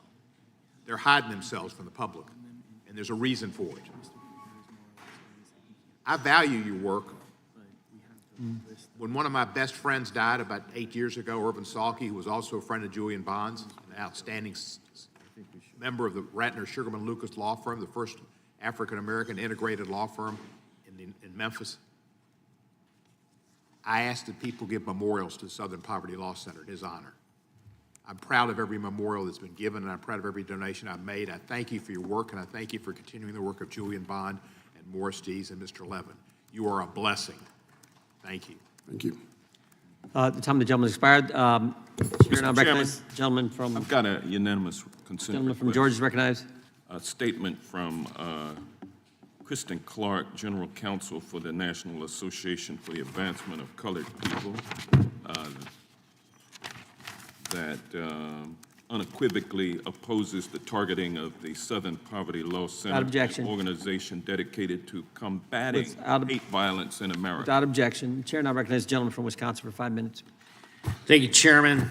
On page 14 of the Year in Hate report, the SPLC criticizes the Alliance Defending Freedom for its Viewpoint Diversity Score initiative. Specifically, they state that the Viewpoint Diversity Score, quote, mimics white supremacist narratives. Mr. Bangert, my understanding of the Viewpoint Diversity Score is that it seeks to hold companies accountable for respecting all religious and ideological diversity in the workplace. Is that white extremism to you? Thank you for your question, Congressman. Absolutely not, and that allegation is preposterous. ADF works through its Viewpoint Diversity Score initiative, as well as through all the work that we do to defeat censorship by preserving freedom of speech. And the objection we have to what the SPLC has done with its hate map, especially when it comes to groups, conservative, pro-family groups like Family Research Council, TPUSA, Moms for Liberty, ADF, is that they work to defeat free speech by they work to defeat free speech by eliminating those groups from the public square entirely. And that's the distinction. between the hate map and the work that ADF does. Well, I think I know the answer to this, but I'm going to ask you to maybe elaborate. Is it fair to say you disagree with the SPLC's designation of ADF as a hate group? We strongly disagree with that completely slanderous definition. Very good, thank you. Dr. King, do you think conservative groups advocating for viewpoint diversity is racist?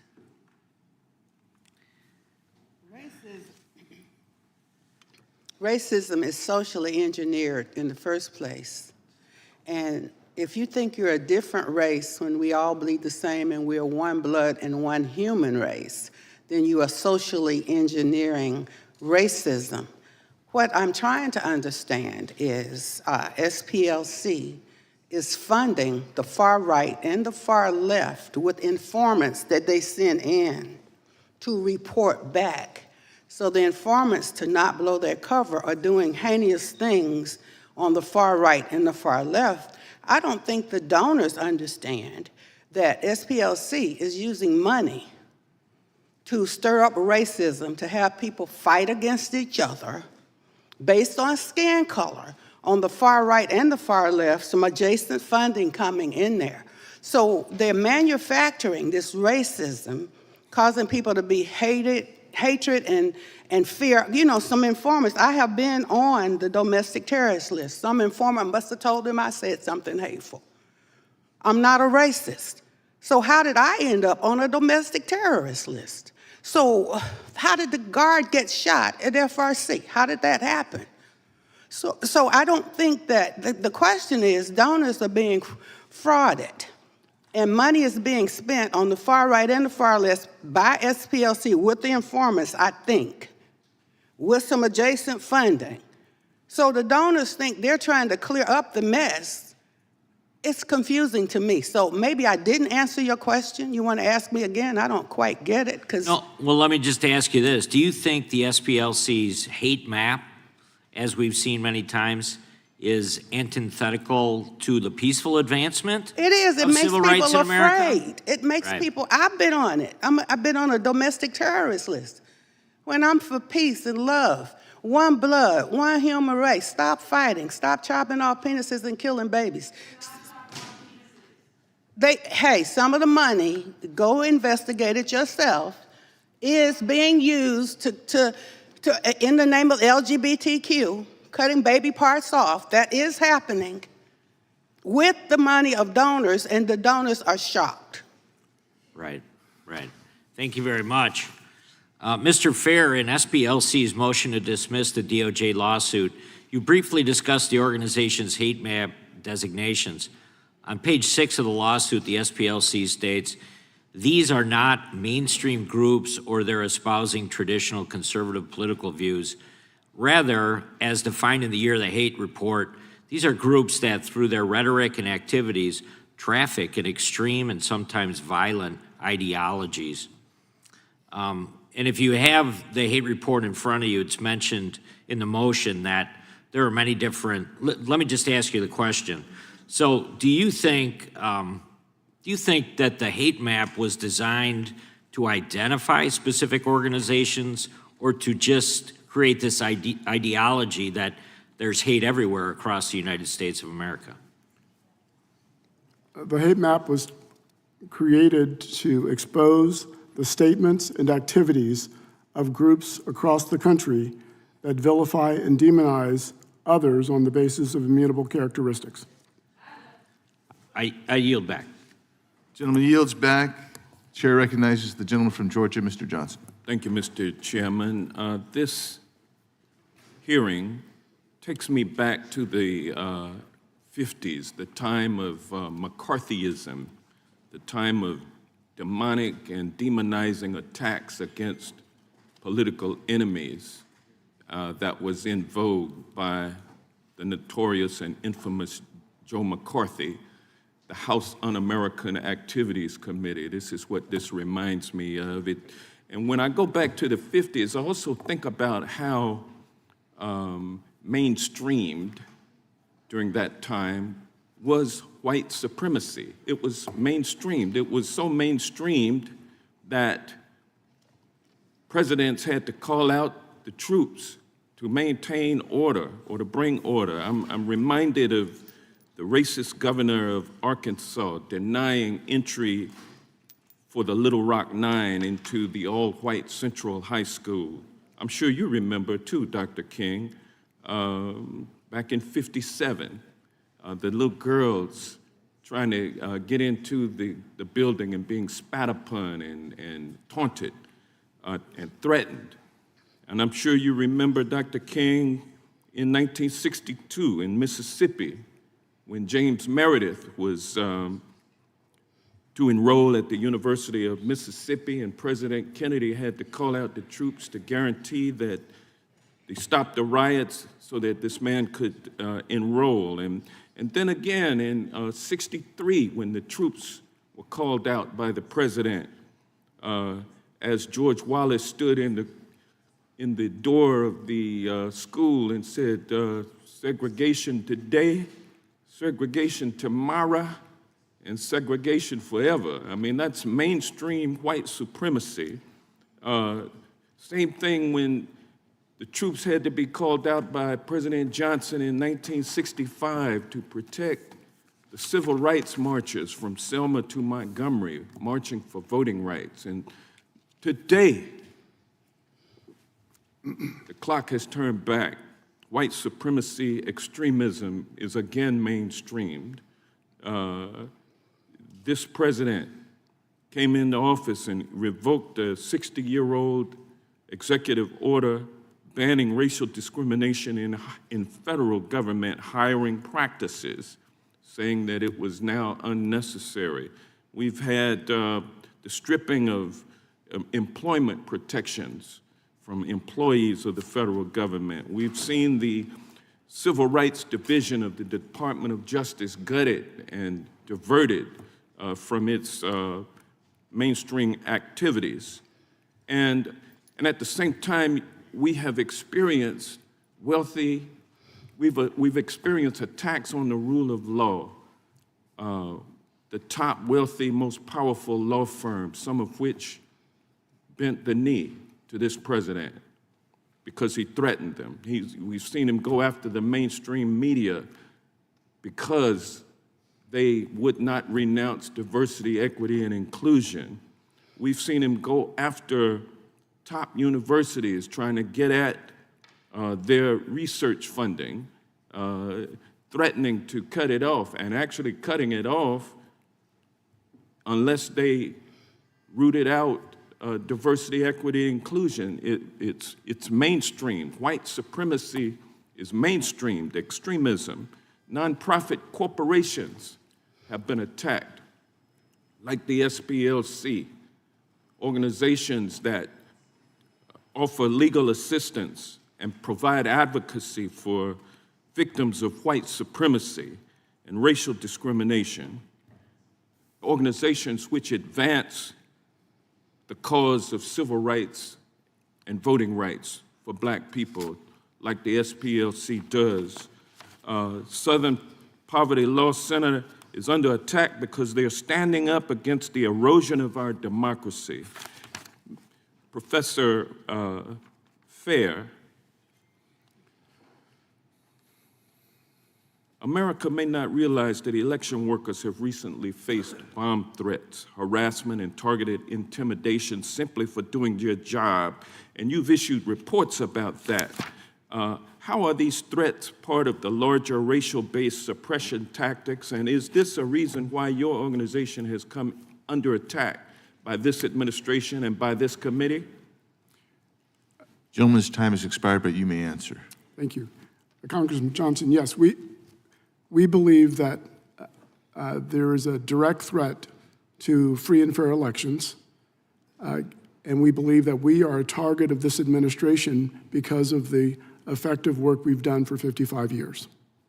Thank you, sir. I stand with you on your work. Gentleman's time has expired. I recognize the gentleman from Virginia, Mr. Klein. Thank you.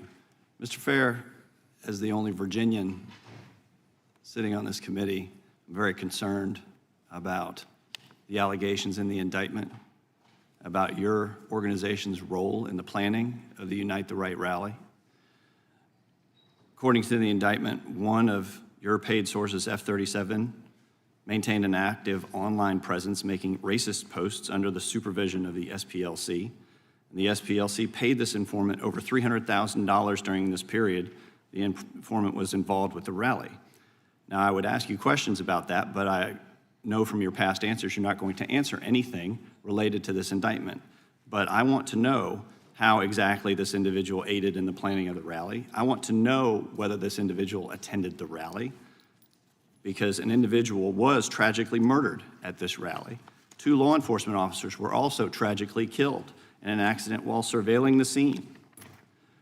I want to know why the SPLC forced individuals, other sources, to stay in the extremist organization that they wanted to leave. But let me ask you this, because this is public record and you may be able to answer it. Following the Unite the Right rally, the SPLC reported an annual revenue increase of $80 million between 2015 and 2016. Is that correct? Congressman Klein, as I said earlier, a number of national civil rights groups saw their fundraising donations surge after the election of Donald Trump. That is correct. Following the Unite the Right rally as well, correct? The Unite the Right rally was in 2017. You referred to 2015 and 16. I'm sorry. Thank you. Following 2017, you saw an increase, correct? The largest increase, to my knowledge, occurred after the election of Donald Trump. I want to shift to your partnership with the Biden-Harris administration's DOJ and FBI. Were you aware at the time that the SPLC received special treatment, such as direct access to high-ranking officials in the Civil Rights Division, early access to FBI hate crime data, and invitations to exclusive events with DOJ leadership during the Biden-Harris administration? As I said to Chairman Jordan, the SPLC has met with every administration since its founding to advance racial justice and equality in this country. I'm not aware of any special treatment for the SPLC during any of those administrations. Has the SPLC provided training to federal law enforcement, to federal prosecutors? I'm not aware of any training of prosecutors as part of SPLC's work. We did work with law enforcement and sponsor trainings for law enforcement, if that's what you mean. Thank you. Mr. Banger, how does collusion between law enforcement and partisan groups like the SPLC undermine civil rights protections for Americans? Thank you, Congressman. The problem with the SPLC is that it's trying to shut down debate in the public square. And there are numerous examples of the SPLC colluding, not just with law enforcement, but also major corporate actors to do exactly that. Of course, we all witnessed what happened with the malicious prosecutions by the Biden administration's DOJ under the FACE Act. But it goes beyond that. We've seen major corporations consistently canceling, debanking, refusing service to organizations that simply have a political disagreement with the SPLC, oftentimes on issues that the vast majority of the American public disagree with the SPLC on. And yet they're pressuring both the government and large corporations to take adverse action against those corporations simply to grind to political acts. That's not right. Well, you've discussed how the labeling of an organization as a domestic terrorist organization weaponizes this type of activity against Christian groups. What is the problem with nonprofit organizations receiving special treatment from and maintaining a special relationship with a law enforcement agency like the DOJ or the FBI? Well, Congressman, nonprofit groups are not politically accountable to anyone. They're not politically accountable under the First Amendment. And of course, they have the right to freely speak. Of course they do.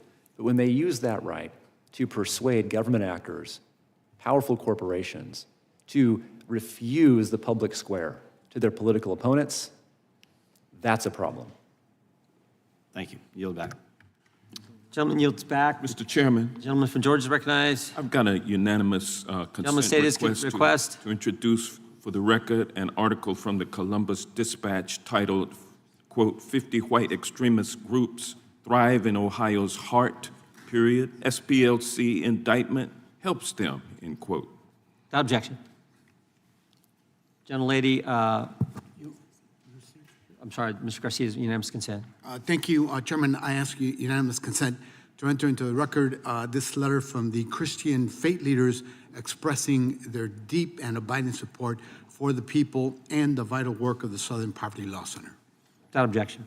Gentlelady, and the committee wishes to express our condolences. I know you had a tough situation with your family. I'm sorry to hear about that, but welcome you back, and you're recognized for 5 minutes. Thank you so much, Mr. Chairman. Really appreciate that. Well, here we are again for a third hearing in 6 months about the Southern Poverty Law Center, and I wanted to point out that voter confidence in the economy has plummeted to a 4-year low. 76% of Americans think that the economy is getting worse. The average price for a gallon of gas has almost doubled since Trump began his unconstitutional war of choice against Iran. And the top concerns of Americans across political party are gas prices, the cost of groceries, and rising healthcare costs. So perhaps it's a surprise to my Republican colleagues that the Southern Poverty Law Center is nowhere on the top list of concerns of Americans across this country. And the fact is that the factual falsehoods and ideological grievances that Republicans keep pushing in these endless hearings is all about fulfilling Donald Trump's mission of punishing perceived political enemies. So I want to be very clear, this hearing is allegedly about SPLC, quote, spreading hate, which is even more ironic given that it's Donald Trump himself who has used extreme rhetoric and gone out of his way to stoke racism, fear, and xenophobia. He has denounced Mexican immigrants as rapists. He's railed against immigration from, quote, shithole countries, his words, not mine. He has enacted travel bans against dozens of countries, which a federal court just ruled unlawfully targeted people from 39 African, Asian, Latin American, and Middle Eastern countries. And he and Republicans have tried to end birthright citizenship and have given hundreds of billions of dollars to rogue ICE and CBP agents to kidnap and disappear immigrants of all immigration statuses, including, by the way, United States citizens. But it isn't just the denigrating of Black and brown communities that's so dangerous. It is the praising, the pardoning, the condoning of extreme white nationalists directly from the White House. In Trump's America, white supremacists at the Charlottesville rally are, quote, very fine people, even after images and videos showed participants making Nazi salutes and cheering on the former Grand Wizard of the KKK. Trump then urged the same network of extremists to storm the Capitol and is still trying to implement his $1.8 billion slush fund of U.S. taxpayer dollars to pardon convicted insurrectionists, at least 89 of whom have gone on to commit all kinds of serious crimes, from child sexual abuse to reckless homicide. And he's done so over and over again, and yet he's weaponizing the Department of Justice to go after the Southern Poverty Law Center because they have dared to call out that hate and extremism, including from people within the White House, like Stephen Miller and others within the administration. My Republican colleagues want you to think that SPLC is targeting mainstream conservative individuals and groups. But I want to dive in a little bit to set the record straight about exactly who we are talking about here. Many of these individuals and groups espouse something called the Great Replacement Theory, which argues that elites are trying to actively replace white Americans and Europeans with non-white immigrants. So, Professor McCord, is the Great Replacement Theory an extreme and hateful fringe theory? It is a fringe extreme theory, Congressmember. It is not something that is adhered to by the majority of the American public or even a large percentage. And it's true, is it not, that the Great Replacement Theory has stimulated violent reactionary responses in multiple cases, including mass murders, mass shootings? There have been numerous mass shootings, including in Buffalo, New York, Pittsburgh, Pennsylvania, El Paso, Texas, and many others, where the writings and work of the people who have committed those heinous crimes reflected that they adhered to the Great Replacement Theory as an ideology. Now, one of the groups that espouses these views is the Center for Immigration Studies, or CIS, and it's an anti-immigrant think tank that SPLC has designated as a hate group. These are some of the statements behind me that CIS's leaders and writers have said, including advocating for the need to maintain a European-American majority, claiming that blacks and Hispanics have lower IQ than white people. And I guess I want to ask you, Mr. Fair, why was it important for Southern Poverty Law Center to designate CIS as a hate group? It was important, Congressman Jayapal, because it is one of these go-to think tank organizations that many people rely on. And our goal is to expose the statements of these groups and to let the people decide. We don't stop speech. We don't stop anyone's speech. There's plenty of speech in the public square from these groups. We expose their statements in the words of what they say and their activities, and let the people decide what they think about it. So that they don't lead to violent actions that follow that. I thank you, Mr. Chairman. The gentlelady has expired. The gentleman from Arizona is recognized for unanimous consent. Yes, Mr. Chairman, thank you. This is from SPLC's Learning for Justice curriculum and how it influences international terrorism debate, with a specific reference that the terrorism in Israel is worse than that of the Palestinians. Without objection, turn now recognize the gentleman from New Jersey. Thank you, Chairman. I want to start out by saying the SPLC used to be a good thing. It started out doing the right thing. So many of the good examples that have been brought up of what it's about and ending racism and fighting for us to all be on an equal front are in the past. But I want to speak about the present, where we are now. I want to speak about how money was used to fund and create racism, and it was for money. I want to talk about how real Americans don't know the real deal and which actually is going on. It's a great name, you know. People look at the name, Southern Poverty Law Center. What could be better? It stands for doing the right thing. But instead of healing, it opened wounds. Instead of dampening racism, it created more racism, more hate. And that's why we're here today. What happened? What went wrong? All the other stuff we can talk about, but let's talk about this issue today. And the reason that not everybody, but that some folks want to keep straying away from it into other organizations or into the economy or into Donald Trump or the price of gas. It's not what the hearing's about. All important things. I want to talk about those things, but not at the hearing. It's become clear how this organization that was existing to dismantle white supremacy was actually trying to create it in order to get more money. This is all about money. It's all about politics. It's all about changing the political scene and bringing money in to do that. And it was all in the shadows. And if you look in the shadows, you see that the money it was receiving from donors wasn't going towards dismantling hate. Honest to God, if some of the donors really knew where the money was going, they would be upset. In the shadows, they allegedly paid more than $4.1 million to individuals associated, that's a lot of money, by the way, with hate groups like the Ku Klux Klan, the National Alliance, and the Aryan Nations. Why would you give them money? You're trying to fight them. You're trying to stop that. You're trying to make it better. And I could go on and on where the money was spent, all the way that allegedly it was spent for neo-Nazi figures. It was spent to get money for wooden crosses and uniforms of the Ku Klux Klan and the very gasoline to burn the crosses. My God, the only thing more immoral than racism itself is to pretend you're trying to end it and you're actually funding it for personal gain and political gain. That's god-awful. That's hateful. So, with that being said, let me ask, Mr. Fair, let me ask you some questions. Let me be plain about it. Your organization started good, wanted to dismantle hate, yet you actually increased it. You promised to confront extremists. Instead, your indictment alleges you recruited extremists, you bankrolled extremists, you funded extremists. Your organization has strayed from its goal of bringing a country together and healing, and now it's just trying to drive us apart. So tell me, why?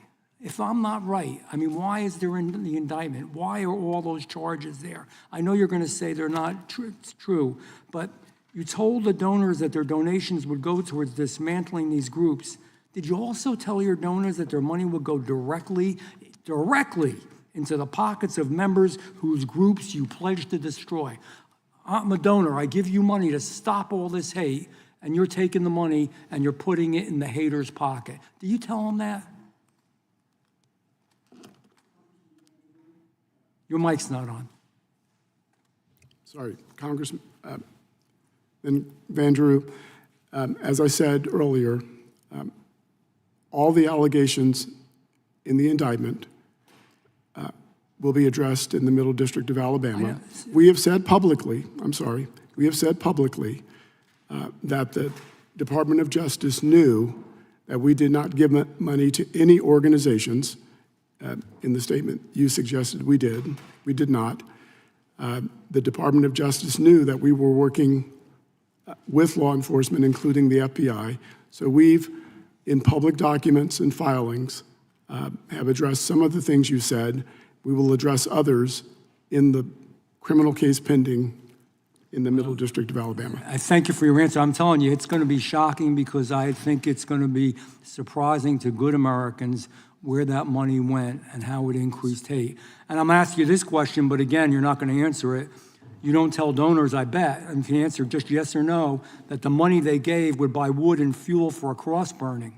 Do you tell them that? Did you tell them what it was used for? Congressman Van Drew. I know, it's going to be addressed. It is going to be addressed. And you guys are going to be in trouble. And you're going to have a real problem on your hands. We believe our donors support all of our work. I yield back to the chairman. Mr. Chairman, I have a UC. Actually, I have Generally, consider request. Yes, this is an article from ProPublica.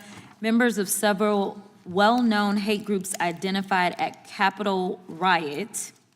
Objection. And the next one is from Salon, and it says, SPLC indictments lend support to hate groups for decades. The Southern Poverty Law Center has fought hate. Now the Justice Department wants to stop it.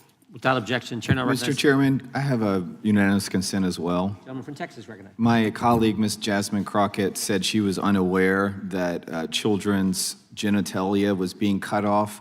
I'd like to submit this article that says Trump administration lauds plastic surgeon's statement on trans surgery for minors. I'll send you a copy, Ms. Crockett, so you can learn more about this Mr. heinous Chairman, practice. just for purposes of the record, I Without want to, objection. I Would know y'all just that, pass this down for me? I know that that side doesn't have too many women, so we may all look alike, but it that was was me. actually my colleague.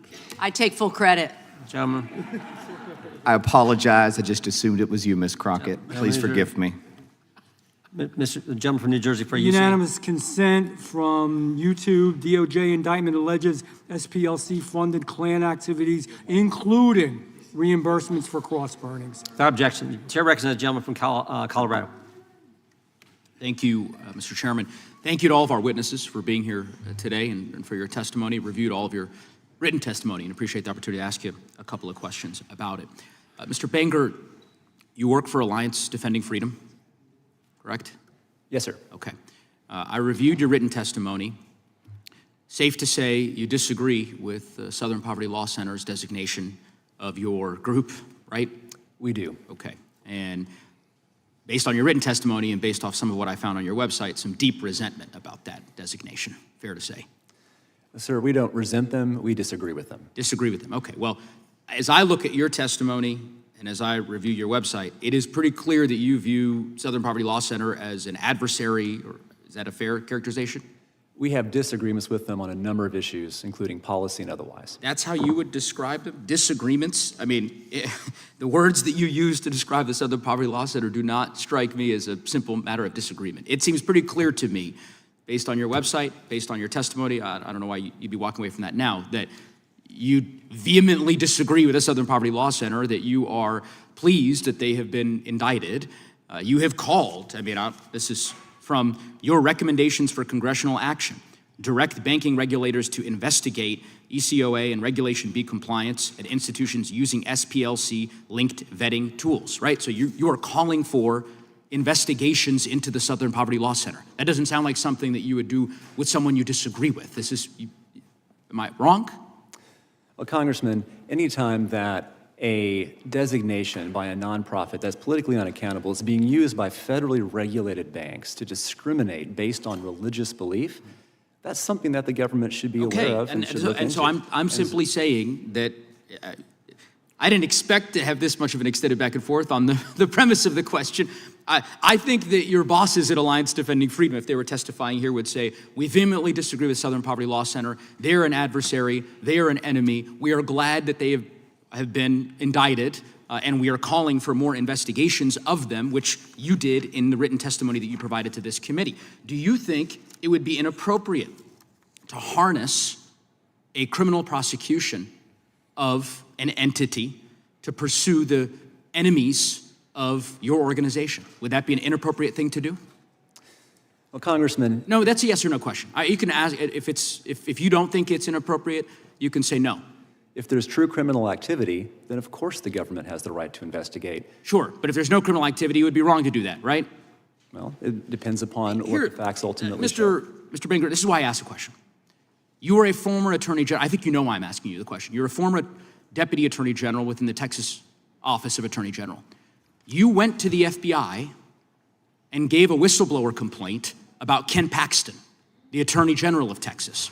You did so because you believed that there was criminal wrongdoing. Let me read this quote. In my view, the criminal process had been harnessed to pursue the business enemies of an individual who also happened to be under intensive investigation by law enforcement. That's your quote from an article a few years ago after you went to the FBI about Mr. Paxton.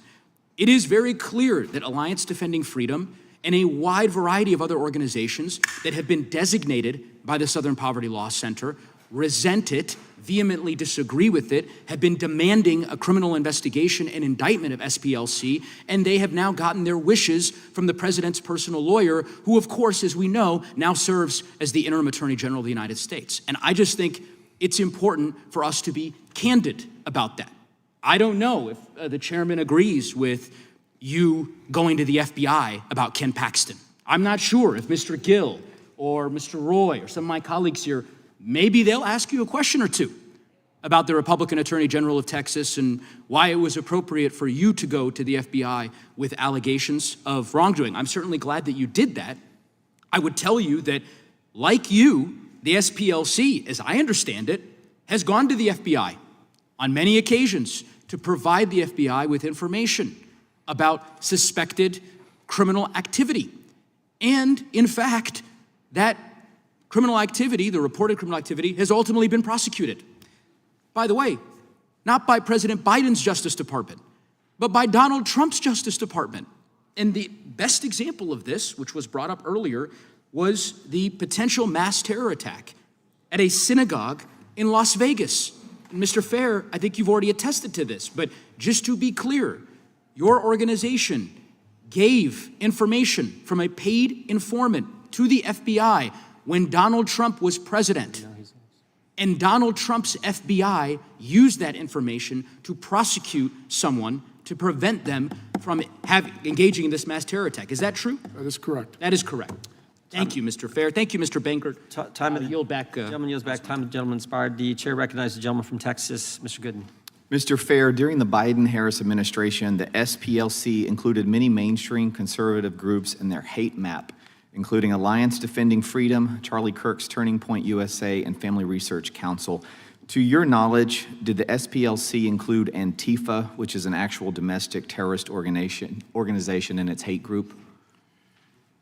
Congressman Gooden, just for the record, the SPLC does not have a domestic terrorist list. I'm not sure what Dr. King was referring to, what list she's referring to. As I understand, she's on none of our list. We have a list that identifies groups based on the statements that they and their leaders make. Is Antifa on your hate map? Again, as I said earlier, Congressman Gooden, it's my understanding that the FBI has said. So they're not. Antifa, Let me ask you this. Has SPLC labeled the radical left group Jane's Revenge as a hate group? This group has publicly taken responsibility for vandalizing and destroying pregnancy resource centers and Catholic churches since May 2022. Have you all designated that on your hate map? Congressman Gooden, if you've looked at our hate map, you know the criteria we set for designating groups. One designation is when a group expresses, vilifies, demonizes individuals based on immutable characteristics. The second is a group that expresses anti-government conspiracy theories. So destroying pregnancy resource centers in Catholic churches would not qualify as hate under your definition. You guys are okay with that. But God forbid Turning Point holds a rally. That's considered hate, but destroying a Catholic church or a pregnancy resource is not. Just to be clear, help me understand. No, Congressman Gooden, the SPLC establishes its own criteria, and any other group can create its own list. Under our criteria, we've designated those groups based on what they've said. Under your criteria, Turning Point USA, Family Research Council, and other conservative Christian groups are considered hate groups. But Antifa and Jane's Revenge that burns down Catholic churches and pregnancy resource centers, those are not hate groups. It sounds like you're really proud of that process. I'll move on because I frankly think it's disgusting. And you know what? I'd actually ask for you to add me to your hate map. I'd be honored to be on it. It sounds like I'd be in great company. During the Biden-Harris administration, the FBI's Richmond field office relied on information from the SPLC when creating its memorandum that categorized certain Catholics as racially motivated violent extremists. Do you believe that Americans practicing their Christian faith and exercising their First Amendment rights are violent extremists?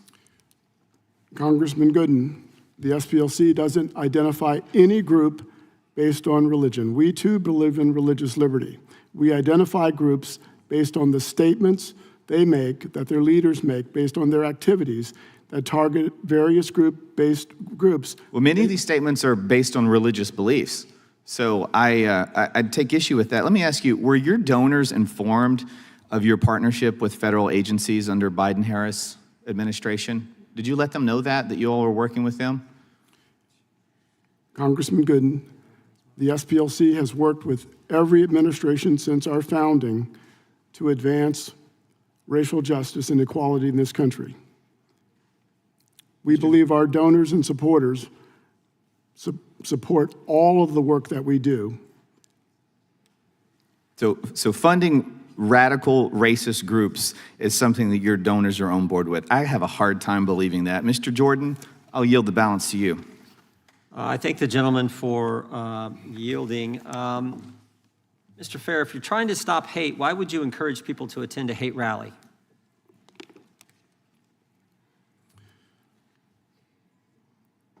The SPLC doesn't encourage people to attend hate rallies, Chairman Jordan. And if you're referring to any allegations in the indictment. Well, I'm just asking in general. I'm not saying it's one thing. You've said you've had informants, you had field sources. If you have informants and field sources there, that's one thing. But the indictment says that these informants and field sources were encouraging other people to attend these hate rallies. Right. And I'm saying, okay, so you don't have to answer that specifically, but is that a good thing in general? Again, all the allegations in the indictment. Do you wish, Chairman Jordan? Okay. Will be addressed. Do you wish you hadn't have done the program? You said the program was successful, helpful, but now you're stopping it. We stopped the program because we believe hate and extremism has migrated significantly online and into government agencies. Wow, that's big. That makes no sense. The chair now recognizes. Mr. Chairman, I've got a UC request, if that's all right. Gentleman can say his UC request. Okay. First, I ask unanimous consent to introduce this article about whether, in fact, people have been driven from the public square. 2025 was a banner year for Alliance Defending Freedom in their newsletter. And I ask unanimous consent to introduce for the record a report by the DOJ's Office of the Inspector General, which found no evidence of anti-Catholic bias or malicious intent on the part of the FBI personnel who prepared the Richmond domain perspective. Even though they apologized for it. Well, I've got the report right here from the Inspector General. Well, we have the apology from Director Wray, so you typically don't apologize for something if you didn't do anything wrong. Let's submit it to the record and let everybody read both of them. Yeah, okay. we'll have to submit Director Ray's statement as well. Chair now recognizes the gentlelady from North Carolina. Thank you so much, Mr. Chairman. It is beyond ridiculous that we are having yet a second hearing on this topic, something that is in active litigation and that the courts should sort out.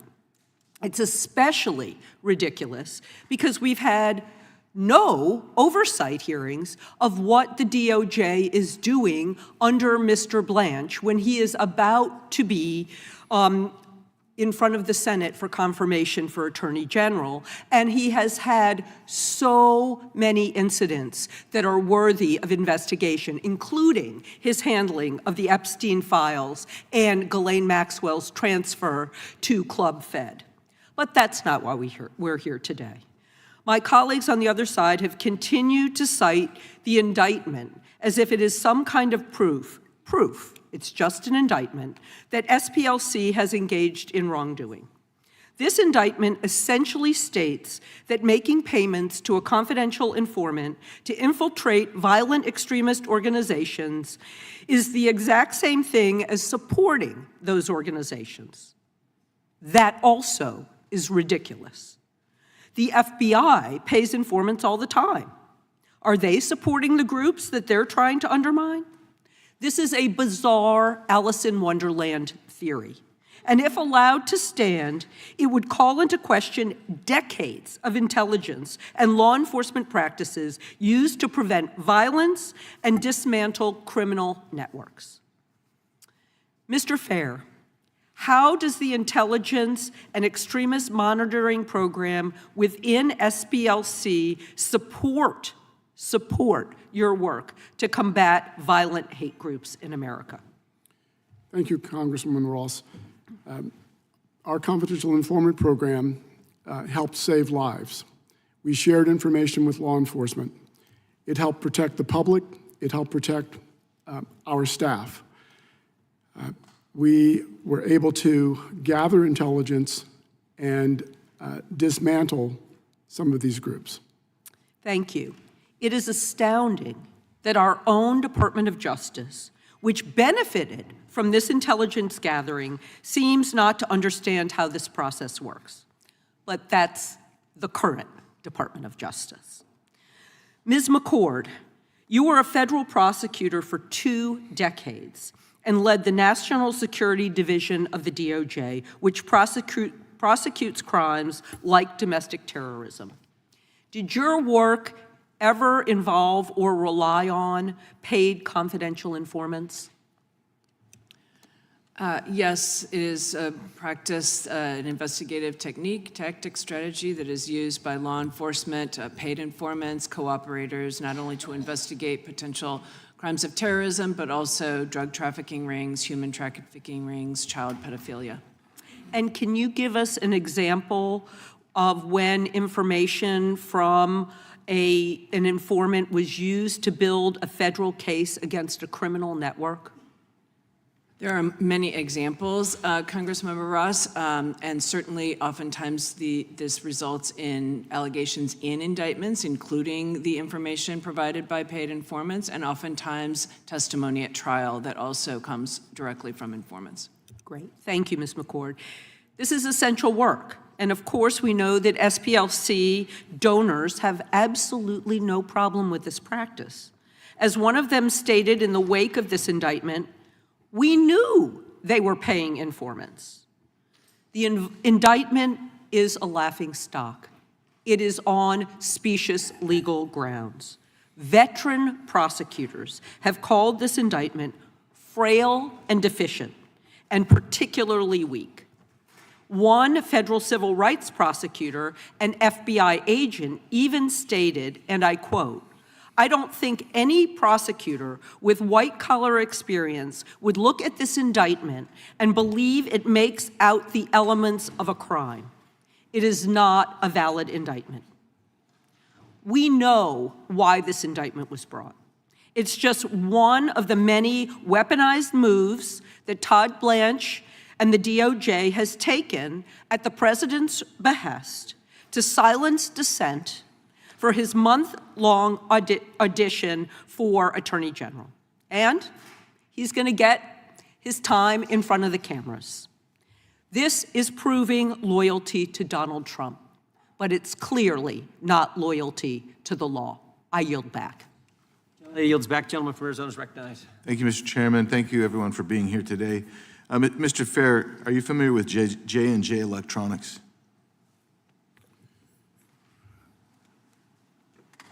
Are you familiar with Kelly's Marine? Congressman Biggs, I'm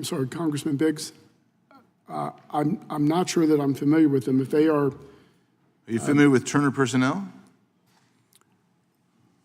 If these are names of companies in the indictment, they will be addressed in the criminal case pending against... You seem puzzled. The look on your face indicates that maybe you weren't familiar with them, but I don't know. Isn't it true that those fictitious companies, the 9 of them, were set up by SPLC employees? Congressman Biggs, all of those allegations in the indictment will be addressed in the Middle District of Alabama by SPLC's counsel. Isn't it true that SPLC created bank accounts in the names of those 9 companies that actually did not exist? Congressman Biggs, all of those allegations in the indictment will be addressed. Same answer. Isn't it true that one bank investigated and found that the accounts were fake, that the accounts were all fake? Same answer, Congressman. And isn't it true that SPLC admitted in writing that those entities were, quote, open for the benefit of Southern Poverty Law Center operations, close quote? There are allegations in the indictment that will be addressed in the Middle District of Alabama by SPLC's counsel. And isn't it true that executing bank documents claiming to own a company that does not exist is lying to a federally insured bank? And I'll assume that you're going to give me the same answer, right? Probably. The superseding indictment describes a field source referred to as F9. If you go to page 6 of the indictment, F9 fundraised for the neo-Nazi National Alliance while receiving SPLC funds. He received at least $1.2 million. He was in a romantic relationship with the SPLC employee who oversaw all payments to field sources. Isn't that true? That's an allegation in the indictment that will be addressed in the Middle District of Alabama. Well, I hope they address it because your employee shared a home with F9 and 2 bank accounts. Isn't that true? That is an allegation in the indictment. Did you know the person who was overseeing payments to field sources? I do not know. So you didn't know that the person who's in charge of overseeing payments to field sources, which you claim was a big, important program, you didn't know that that individual was living with and sharing bank accounts with one of your clandestine sources? That's an allegation in the indictment, Congressman Biggs, that will be addressed. That individual, you didn't know that, basically, is what the look on your face says, but here's the deal. The look on my face says that all of those allegations in the indictment, Congressman Biggs. That's what your mouth says, but your look on your face says you had no idea, because the individual later became a director of your intelligence project. Did you approve that promotion?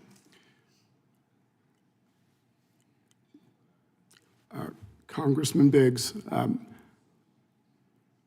I've been serving as the interim president of the SPLC since July. I don't know what time frame you're referring to, first of all, and second, all the allegations in the indictment will be addressed in a criminal proceeding where they belong. Yeah, you keep saying that, and that's interesting. But there is a due process clause. You were the one that approved the promotion of that individual to become director of intelligence project, did you not? Congressman Biggs, all of the allegations in the indictment. That's not an indictment question. So when did you learn about the nature of their relationship? I'm not sure what time period you're referring to. Well, in 2014, F9 broke into the headquarters of an organization, stole 25 boxes of documents, transported those across state lines, and he was paid money by that individual and continued to receive money for 20 years, in total receiving allegedly $1.2 million. And he's the one, F9 is the one that was involved in the romantic relationship with your employee. And I want to know, Are you telling us that you never knew about that relationship even as you sit here today? I'm telling you first that all the allegations in the indictment will be addressed in the Middle District of Alabama in the criminal case pending before that court. And I'm telling you second, I don't know what period you're referring to. Did you take any personnel action after you learned it? Mr. Chairman, the time's way up here. Oh, it's 8 seconds. Oh, boy, that's way up. Well, I'm Mr. glad you Raskin. conceded that. Yeah, You're that's great at way badgering the up. witnesses, but That's just way up. obey the rules. We've been listening to your guys go Time 30, belongs to the 45 gentleman seconds from over. Arizona, and his time has expired. The chair will note that the ranking member got, I think, 13 minutes in an opening statement, so we're pretty lenient on the time around here. The gentlelady from Vermont is recognized for 5 minutes. Thank you, Mr. Chair, and I thank the witnesses for being here. We are now enduring yet another hearing of this committee regarding Republicans' absurd allegations against the Southern Poverty Law Center. And we already know about the battle between hateful extremist groups and the civil rights litigators at SPLC. And we know that President Trump, Acting Attorney General Blanche, and many other members of this administration have sided with extremists over and over again. This third hearing is clearly part of a broader effort built on a pathetic, blind loyalty to one man, Donald Trump. President Trump prizes loyalty over principles, loyalty over values, loyalty over competence. And that is why he wants to elevate his personal lawyer to serve as our Attorney General. Acting Attorney General Blanche has quickly earned President Trump's trust by using the Justice Department to attack people and groups like SPLC that have stood up to this administration and its lawlessness. Mr. Blanche has overseen the creation of perhaps the most corrupt scheme in our nation's history, the DOJ weaponization slush fund. Blanche signed off on an unconstitutional agreement to give taxpayers money to criminals and insurrectionists, people who beat cops in this building. But that's not all. Acting Attorney General has also initiated a criminal fraud investigation of E. Jean Carroll, the woman who successfully sued Donald Trump for sexual assault. He has indicted former FBI Director James Comey for an Instagram post with seashells, ladies and gentlemen, seashells. He has installed a Trump loyalist to replace a career prosecutor who would not indict former CIA Director John Brennan on ridiculous charges. That's what we're doing here. Mr. Blanche is clear about his role. He knows he is auditioning to be the president's lawyer, his personal lawyer, the job that he's had before. He has said in his own words that the president has a, quote, right and duty to use the Justice Department to investigate his political enemies. That absurd idea, of course, conflicts with the entire concept of an independent DOJ. Professor McCord, is the role of Attorney General different from being the president's personal attorney? Yes, it is, Congressmember. The role of the Attorney General is to take an oath to the Constitution, as every single prosecutor in the Department of Justice does. It is not an oath to a person, and certainly not an oath to the president. That's absolutely right. And why should the Justice Department be independent from the office of the president, regardless of which party is in power? Since Watergate, it has been important to attorneys general of both parties that the American public not believe that the Department of Justice will be used for political purposes. And so the policies have been for more than 50 years until now that it will not be directed by the White House when it comes to prosecutions and investigations. And what are those dangers? You know, the dangers of a system where politically driven prosecutions become the norm. Well, certainly one of those dangers is the infringement on First Amendment rights, among many other dangers. There's the legitimacy of the Department of Justice, there's the integrity of the prosecutors when they go into court, but on the First Amendment, when we see targeting of organizations and individuals based upon their speech, and that includes a number of the individuals you mentioned in your opening remarks, that infringes on constitutional rights. I agree with you. And now we're in a situation right now that I never imagined we would find ourselves in, that we have a president who has installed a lackey to lead the Department of Justice, and now he wants to make him permanent. And I need much more than 5 minutes to touch on all the ways in which Mr. Blanch's conduct is disqualifying. In this case alone that we're here once again discussing, in this case alone, he has misled Americans by stating on television that he did not know that SPLC was giving informant information to law enforcement. And of course, as my colleague from North Carolina has said, Mr. Blanch is a central figure in the Epstein files cover-up. He was the person who met with Ghislaine Maxwell before she was transferred to a club-fed facility. The accusations against SPLC are ridiculous. Legal experts are clear that the indictment being offered by Mr. Blanch is invalid. But like all things with this president, it is both ridiculous and completely serious. We have to make clear that his nomination is nothing more than a stamp of approval for scandal after corrupt scandal. I yield back. Gentlelady yields back. The gentlelady from Florida, Ms. Lee, is recognized. Thank you. I yield my time to the chairman. Oh, thank you. Thank you, Representative. Mr. Bangert, a government-paid informant and a law enforcement-paid informant is different than a private sector-paid informant. Wouldn't you agree? Yes, Mr. Chairman. I mean, Ms. McCord said, oh, she went this long thing. I forget who was asking the question. Oh, this paid informants happens all the time. Doesn't happen in the private sector like that, right? They're very different. Yeah, very different. Now, for all we know, it could be the same people. I mean, maybe the government was paying the same people they were paying. I don't know. Maybe these guys were double dipping. That's a question I think worth exploring. But the idea that, oh, this is just fine, particularly when the private sector, the private entity doesn't tell their donors what they're doing. Would you agree with that? That doesn't make that's not the same as the FBI paying an informant for valuable information or local law enforcement paying an informant. Different animals, right? I think the indictment points out the discrepancy there. Yeah, exactly. And particularly, I don't know, maybe it's happened over time, but, you know, when you add to it that the private entity is paying an informant or a field source millions of dollars that they're not telling their donors, that's different than the FBI or local law enforcement paying some informant. Wouldn't you agree? I do agree, Chairman. Okay, let's get to this issue that the ranking member raised early on. Regarding the First Amendment. I agree, they can say whatever they darn well want. Of course we got a First Amendment.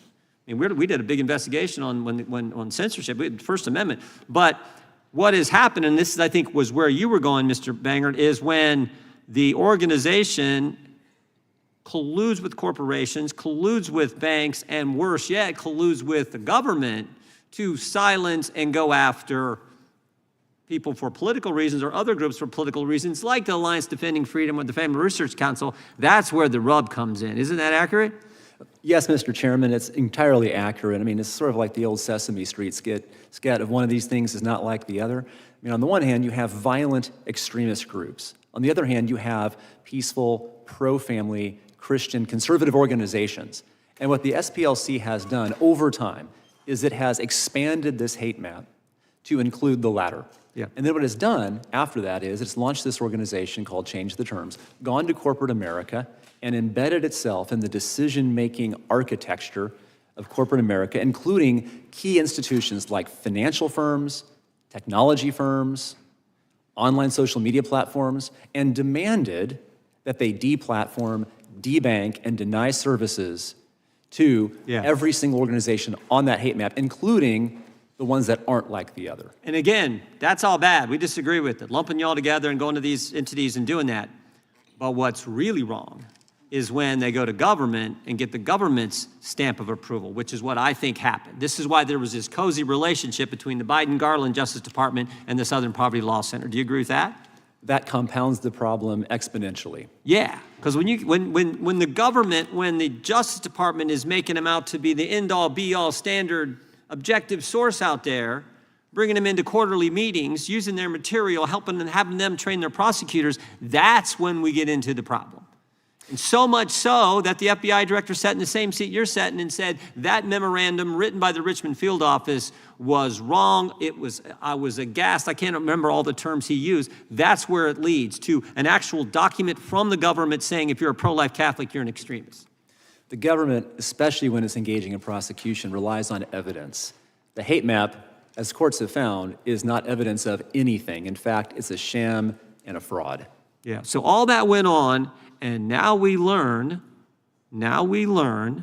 that they had field sources, that's what they called them, that they were paying $4 million over a period of years, and these field sources were engaged in all kinds of ridiculous, hateful, racist things, all while telling their donors, we're doing the great stuff. That's the story. And that's why the Justice Department's investigating it and has indicted them.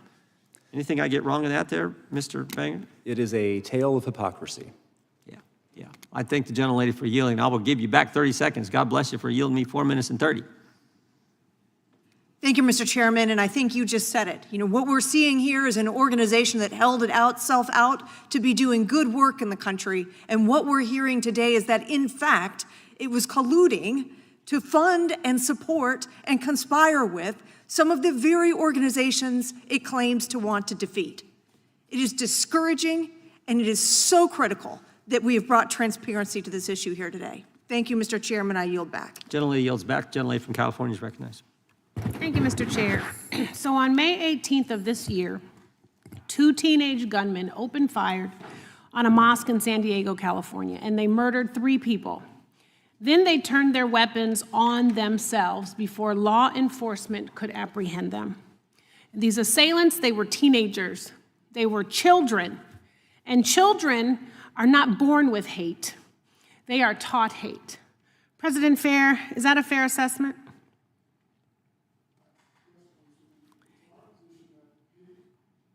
Sorry, Congresswoman, it's our position that hate is never peaceful for its victims, Right. ever. And you know, these assailants, they learned this hate somewhere, and they shared it actually in their very long, detailed, hate-filled manifesto, referencing a number of extremist organizations by name, like the Terrorgram Collective, the Base, and the Adam Waffen Division. So President Fair, are you familiar with some of these groups? Yes, the Adam Waffen Division is one of the groups that we shared intelligence on and was behind the threatened massacre in Las Vegas. That's right. It's a neo-Nazi extremist group, and in 2019, SPLC actually gave information. It was good enough for law enforcement that they were able to thwart a terrorist attack that was planned by one of the members of this Adam Waffen division. And in fact, he said he was planning a terrorist attack, and he had explosives, and he was targeting a synagogue and a bar that was patronized by the LGBT community. So by the way, for everybody, happy Pride Month. And Ms. King, I say that in honor of your uncle's dear friend, Bayard Rustin. So we are talking about accelerationist neo-Nazi networks and 2 teenagers in San Diego who were inspired by them. And this is a hate-filled pipeline getting to our children. It's a pathway by which teenage boys and young men are drawn from mainstream platforms into these increasingly radicalized spaces where they are encountering content that glorifies hate, violence, and criminal activity. And to be fair, what happened at that mosque was a criminal act. I think it's curious that Republicans haven't had any of these groups come before this committee and prove that they are not spreading hate. Where are those hearings?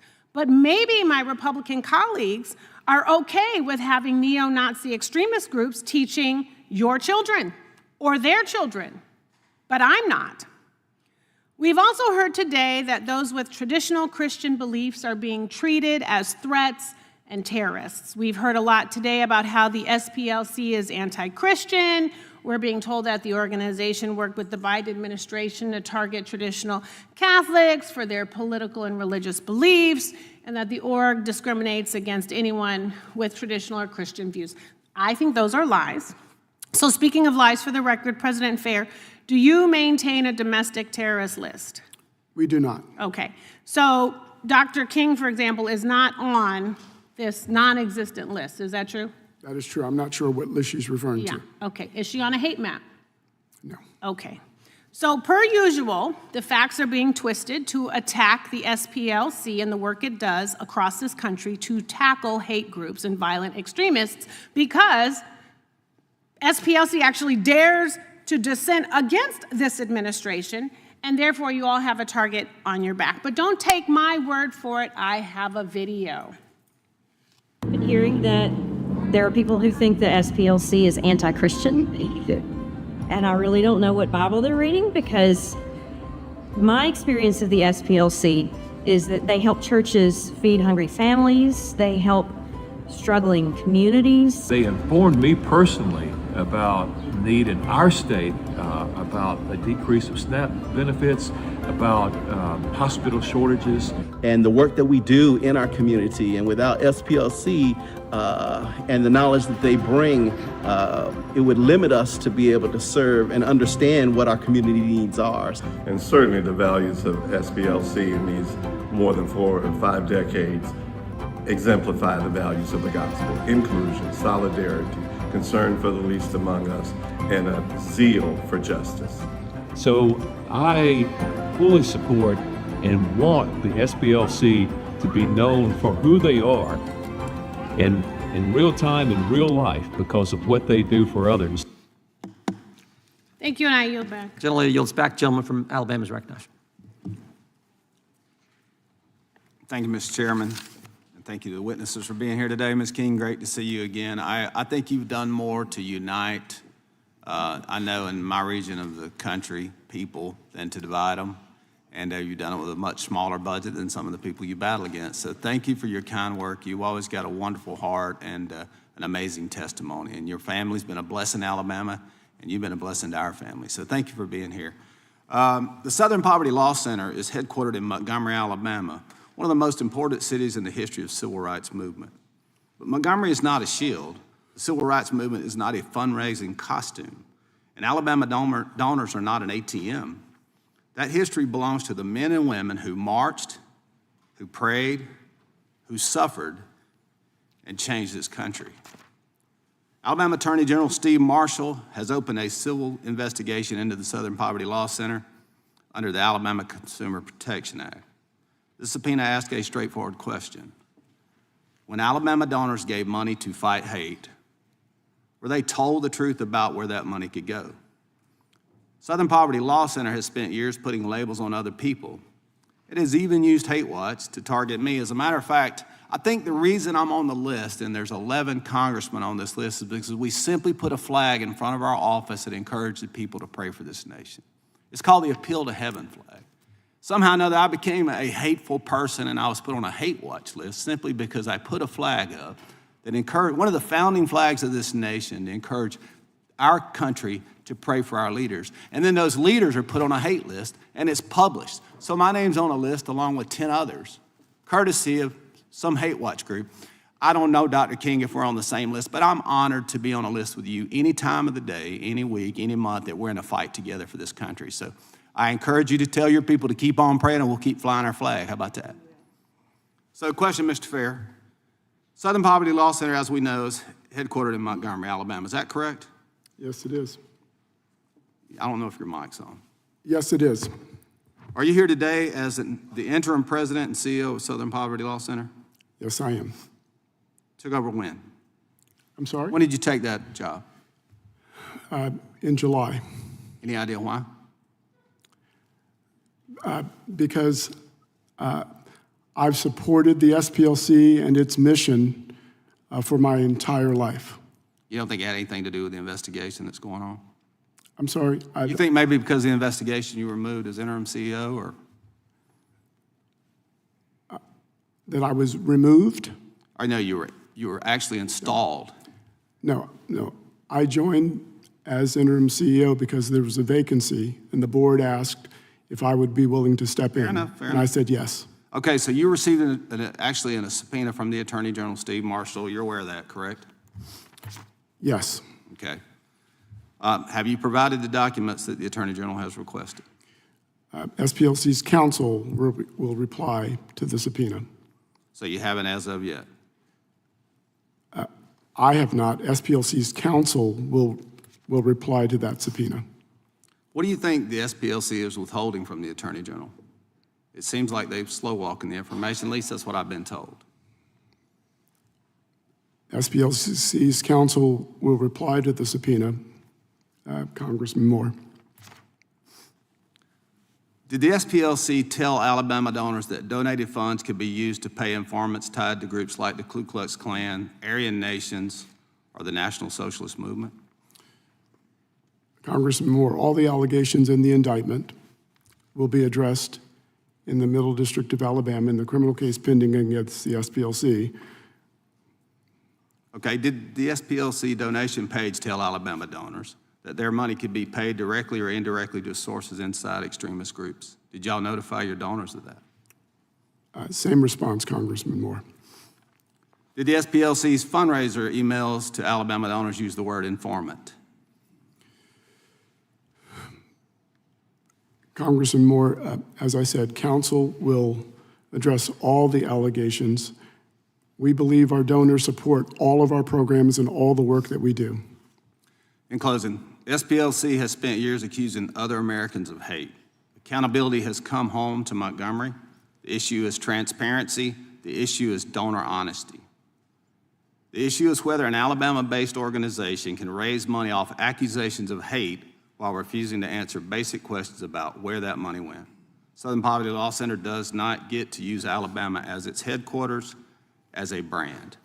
We deserve better. The civil rights movement is not a fundraising costume, and Alabama donors are not an ATM. With that, Mr. Chairman, I'll yield back. Gentleman yields back. The chair now recognizes the gentleman from Illinois. Gentleman from Illinois.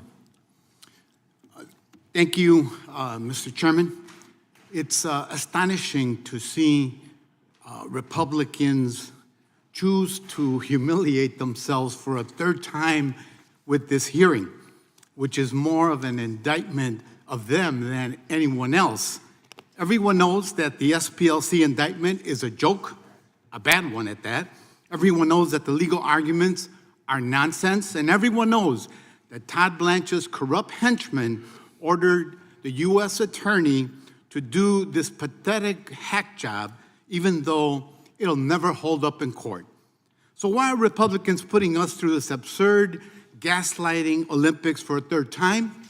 Because their assault on the SPLC is a crucial part of the assault on democracy itself. The Republican Party used to be the party of Lincoln from Illinois. That's where I'm from.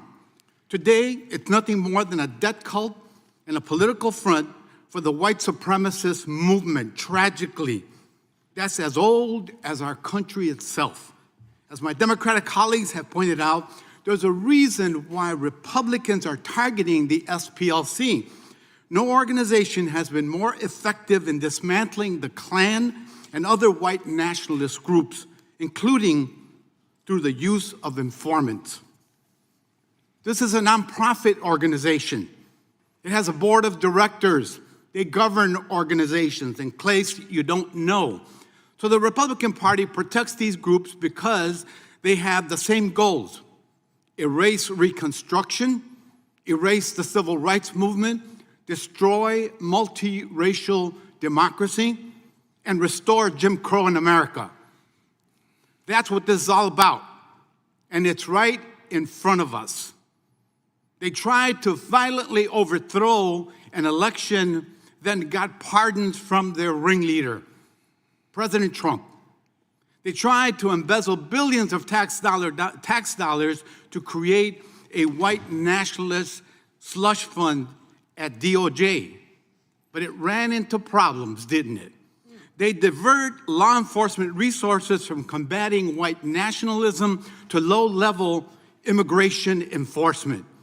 They accuse the SPLC of being anti-Christian for opposing anti-abortion, anti-LGBT bigotry, even though Christian leaders, as we saw in the prior video, nationwide support the SPLC overwhelmingly.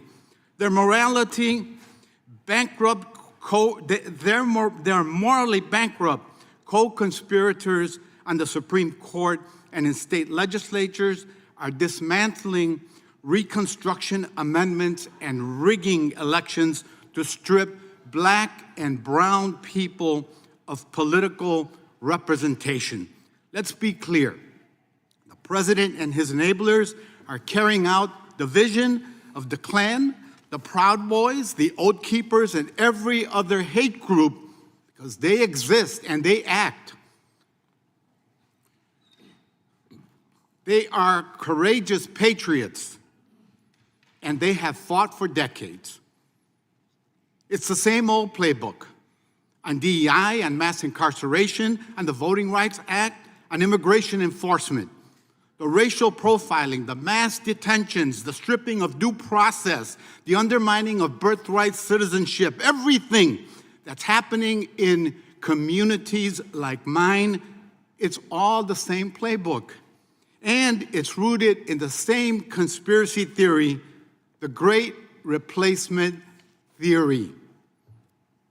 Mr. Fair, thank you for being here today and for all that SPLC does. Would you agree that this administration's anti-immigrant agenda is part of the broader support of white nationalist movement? And how does the Great Replacement Theory underpin that movement? Yes, Congressman Garcia. The Great Replacement Theory suggests that whites in this country are being replaced by immigrants. And many of the groups that we identify as hate groups target immigrants, label them as criminals, as rapists, in the words of this administration and otherwise. There are any number of groups that express white supremacist views that this country should be a majority white nation. Those views are antithetical to the views of the SPLC. Thank you for sharing that. I yield back, Mr. Gentleman yields back. Gentleman for California is recognized for unanimous consent. Thank you, Mr. Chair. I forgot I have some UCs. Okay, gentleman, or gentlelady can proceed. San Diego mosque shooters left document revealing racist neo-Nazi beliefs. Objection. Vance praises YouTuber Nick Shirley reporting on Minnesota fraud. Without objection. Undocumented immigrant offending rate lower than U.S.-born citizen rate. Without objection. Yeah, okay. Anti-Muslim bigotry surges ahead of International Day Without to objection. combat Islamophobia. The annual report 2025, the Council on, American Islamic Relations 2025 annual report. Without objection. Anti-Islamic rhetoric from GOP politicians sparks concern over religious hatred. Objection. The SPLC's Year in Hate and Extremism 2024. Objection. And once again, the SPLC's hate map to establish clearly for the record who is and who is not on it. Without objection, I want to thank you all for your patience. We have about a half an hour based on the number of members yet to testify, so we'll move through that as quick as we can. And the gentlelady from Wyoming is recognized. Thank you. For any business to remain profitable, there must be both supply and demand. As for the Southern Poverty Law Center's business model, it needs to convince people that there exist certain types of discrimination and hatred in the United States and that it alone has the expertise to identify, target, and eradicate it. A lack of such discrimination and hatred would render the SPLC's existence obsolete. And that is largely what has happened in America. So what is a business to do when its very existence is threatened by a dramatic decrease in the scourge that it exists to combat? What happens when racism, for example, is largely a thing of the past? The Brain Trust at SPLC came up with their own unique solution to this conundrum. They decided to fund the very hatred that they claim to be fighting against. And like magic, the money has continued to roll in. In fact, advancing hatred has become quite profitable for the SPLC, as in 2024, the organization had over $829 million in assets, an endowment of approximately $738 million and $129 million in revenue. The bulk of this money comes from the contributions of the SPLC's donors, contributions that the donors thought were made to, quote, confront hate, stand up to injustice, and defend our civil and human rights, end quote. But that isn't the case at all. Instead of confronting hate, standing up for justice, or defending civil and human rights, the SPLC has been funding the exact opposite, with the added bonus of then using their donations to target right-leaning organizations such as the Family Research Council and Turning Point USA, simply because they believe in traditional marriage and the sanctity of the family unit while also opposing abortion. Stated another way, SPLC has been using its funds to attack those very organizations that actually do confront hate, stand for justice, and defend civil and human rights. And the SPLC funded actual Nazis and white supremacists in order to do so. In order to get away with this scam, the SPLC knew that it had to hide what it was doing. I mean, who was going to donate to an organization that has actual Nazis on the payroll to organize AstroTurf rallies to try to smear conservatives? The DOJ's superseding indictment filed on June 2nd approximates that between 2010 and 2023, the SPLC funneled $4.1 million in tax-exempt donor funds to various violent extremist organizations, including the Aryan Nations, the National Socialist Movement, and the KKK, via a series of fictitious accounts, and then committed bank fraud to cover it all up. The indictment goes on to say that these donor funds were ultimately used for the growth and recruitment of these organizations, the purchase of materials for cross burnings, that's despicable, and group attire and the production of racist paraphernalia sold at rallies. That's really despicable. That's gross. Mr. Fair, does the SPLC have any written policies to ensure that the payments you made to these organizations were not used to incite violence or engage in other activities that contradicts SPLC's public representations? Congresswoman Hageman, as I said earlier, all of the allegations that you've You have just written policies to make sure that you're not funding the KKK. We don't fund the KKK. Well, you do. Actually, that's what's in the indictment. That's an allegation, Sure. Congresswoman. Have you produced and any of these we will discuss materials all to of those us? allegations. Have you produced those materials to this committee? What materials? Any materials, any written materials, so that you are not, to show that you have a policy in place to not fund hate groups such as the KKK? SPLC's counsel is working with this committee's counsel to respond to your Did subpoena. anyone at the SPLC ever raise any concerns about your practice of funding hate groups? We don't fund hate groups. Why wasn't the SPLC, now, you're under oath, remember that. You are under oath here today. I said we don't fund hate groups. Okay, except the $4.1 million that you gave to the KKK, the National Socialist Movement, and the Aryan Nations. Congresswoman Hageman, those are allegations that will be You're under addressed. oath. That will be addressed All right. in the criminal case pending against the SPLC. The SPLC also played a part in funding the 2017 Unite the Right rally in Charlottesville, and you paid an organizer who drafted racist posts under the SPLC's supervision. You fomented the hate, and then you made bank off of it, about $80 million in the following months after that rally. But you didn't just make a ton of money that day. 3 people actually died, 2 police officers and a woman named Heather Danielle Heyer. So from the standpoint of your business model, making money off of hatred, you must say that that was actually a very successful day for the SPLC. Would you agree with that? SPLC doesn't foment hate. Well, that day you did. I guess that I'm out of time. With that, I yield back. Gentlelady yields back. Gentlelady from Georgia is recognized.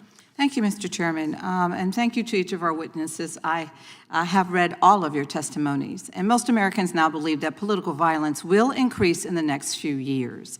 With the attempted kidnapping of Gretchen Whitmer, the anti-Semitic firebombing of Josh Shapiro's home, and the recent attempted assassination of Donald Trump, there's no doubt that extremism is on the rise.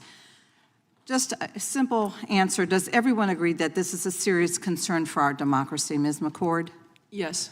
Mr. Banjert? Yes, political violence is always a serious concern. Dr. King? Yes or no? Just yes or no?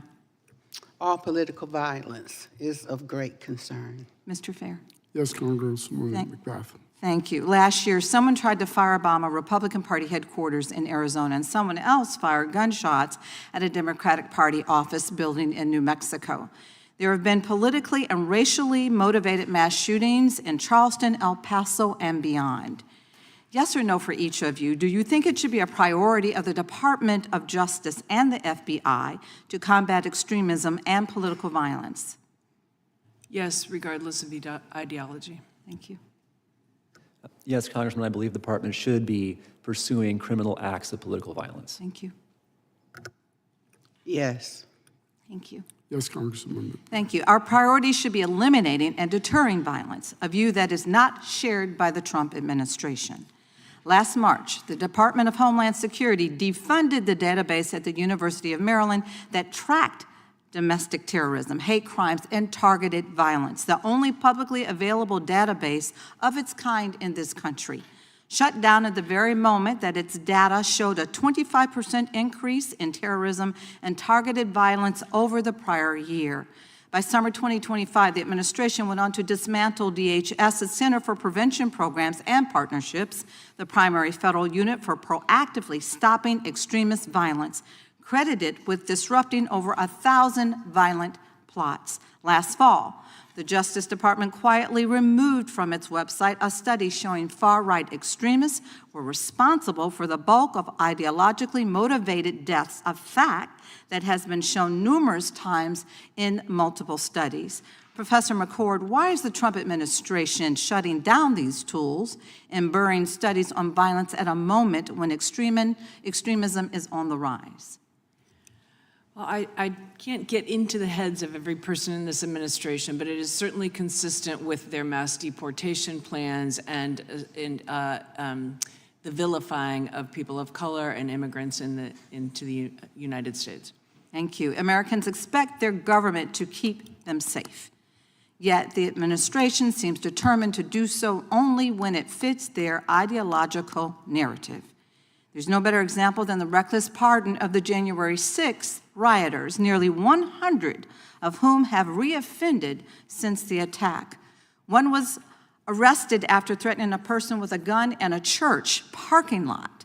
Another plotted to assassinate FBI agents, and yet another one in a plot to assassinate an elected official. Dr. King, in a letter from a Birmingham jail, your uncle writes to fellow clergymen about the dangers of turning a blind eye to those who do wrong to your neighbors.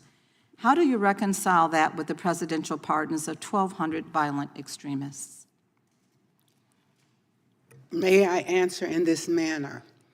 Manufactured hate, socially engineered racism, because we are one blood and we are one human race. All of this is generating unwarranted fear and chaos. George Wallace, who was mentioned earlier, was one of the most racist people on the planet, and he repented. He admitted that he had been racist. He regretted it, and much healing came forth. And I understand Planned Dr. Parenthood King, admitted but I'm that it asking is you a racist question as is well. how do you reconcile with It is time for 1,200 pardons that have SPLC been made to by the admit. president? Time belongs, Dr. King, To time belongs to the lady. admit, I'm answering you. And so in a letter from the Birmingham jail, injustice anywhere is a threat to justice everywhere. Okay, Everything thank you you for just that. mentioned was terrible, but what Thank you about for the that. guard that was shot I'm moving on. right out at Professor at McCord. Family Research Council? I'm Thank you trying to very much. answer. Dr. Thank, King. thank You you. know, injustice, violence is my wrong. Time I belongs to reclaim the- my time. I'm reclaiming my time. Time belongs to the gentleman. Violence, all violence is wrong. Mr. Chairman, could you McCord. restore her time just 25 seconds? We've been very generous with the time. We'll give her a few seconds more. Okay. Professor McCord, does issuing blanket pardons to violent extremists who assaulted police officers help address this problem of rising extremism in America? No, it condones extremism by one side of the ideological spectrum. Okay, thank you. We still need organizations like the Southern Poverty Law Center. Just ask the committees in San Diego, Buffalo, and Jacksonville. You can ask me, a mother who lost her son to gun violence because a man made assumptions about him based on the color of his skin. Hate-driven violence and policy still exists, and we should dare to be bold, as Dr. King was, to fight against it. And I yield. Time the gentlelady's Mr. Chairman, could I do a UC? We'll go to Ms. Hageman, then I'll come to you. I have a UC request. An article from LifeSet, the both sides political violence narrative completely debunked. They cooked the books as typical. Another one, a letter from Andrew Clovet to Chairman Jordan and the committee about SPLC putting the Turning Point USA on its fraudulent hate map in the spring of 2025, and a September 1, 2020 letter from the Coalition for Jewish Values related to the SPLC hate map and what it does to the Jewish community and the risk that it places the Jewish Without community objection, in. gentleman from Maryland. Yes, just two, Mr. Chairman. The 2017 Trump administration FBI document listing the SPLC as its partner in fighting hate. Objection. And then this is from National Public Radio. author details the spy network that took on America's post-World War II Nazi groups. The Anti-Defamation League and the American Jewish Committee went undercover. Without objection. Gentleman from Wisconsin is recognized. Thank you, Mr. Chairman. Dr. King, Mr. Fair is saying that SPLC does not fund hate groups. Is the KKK a hate group? The KKK is a hate group, and what I'm very concerned about is that whether it's for informants or whatever, manufacturing all this fear and hate is not effective. And I do know, somebody said that the SPLC donors don't have any problems. Well, some of the donors have said, I didn't know that's what they were spending the money for. I didn't know what they're doing. So it's not effective to pay the KKK or an informant to pretend they're KKK or whatever. And then they do KKK stuff and people get hurt. So what we've also been hearing from the other side here is that you must be a white nationalist if you oppose SPLC. Are you, Dr. King, a white nationalist? I'm not a white nationalist, and I am on the SPLC watch list. I have been and I am. I may have called it the wrong thing, but they have been watching. Let's call it whatever it is, watch list, map, whatever. Yeah. Mr. Fair, there's a group, Moms for Liberty, that was added to the hate map. Why was it important for your organization to put the Moms for Liberty on a hate map or whatever designation that you did? Moms for Liberty, Congressman Tiffany, is an organization that advocates against school curricular inclusion. It mentions, it opposes LGBTQ rights. Is inclusion, when you use the term inclusion, does that include gender mutilation? Because that's part of what they oppose, is when you have minors young as kindergarten, and I'll let you answer, as young as kindergarten, where they're teaching them that gender mutilation is okay. Is that inclusion in your book? They oppose the teaching about race, about sexual identity. They seek to ban books. They have been critical. So if that book included gender mutilation is a good thing, that we should allow minors to be able to do that, you're saying that that's a bad thing? I'm saying that Moms for Liberty is listed on our hate map because it demeans and vilifies people based on their immutable characteristics. It engages in various kinds of conspiracy theories. It seeks to whitewash our history, to exclude certain subjects from our public schools. Are family values and parental rights, are those conspiracy theories? Congressman Tiffany, Moms for Liberty says that it's for parental rights, but then it interferes with parental rights. It interferes with parental rights. I'm a parent too, and I want my children to learn about the history of this country. I want them to learn about racism. I want them to learn about hate and the expression of hate in this country. So as a parent, Moms for Liberty says it gets to decide for me and for millions of other parents in this country. That's not liberty. I can assure you, Mr. Fair, that Moms for Liberty is not a racist organization. They may differ with you in regards to gender mutilation for children 8, 10 years old or whatever, but I think that's a fair debate to be having. But to say that they're a racist... What I said is that I'm going to make the statement here. To say that they are a racist organization, they seek to exclude teaching about race in this country, is what I said. They are not a racist organization, because I have been around them. To teach family values and parental rights, I think, is a good thing here in America. There are a couple organizations in Wisconsin, the Public Library System and the Department of Public Instruction, that house SPLC documents. Will you go back to them and tell them, after the trial is done and all of this has been exposed of what SPLC did, are you going to go back and tell them, we are sorry that we misled the good people of the state of Wisconsin? All of the allegations in the indictment will be addressed in the Middle District of Alabama. And when it is deemed that you did fund these hateful organizations like the KKK, will you come back and apologize to those organizations like the Public Library System and the Department of Public Instruction in Wisconsin that you did the wrong thing? We've already asserted in our filings that we did not lie to our donors, that we did not fund any hate groups. The Department of Justice knew that we were working with them, that we shared information.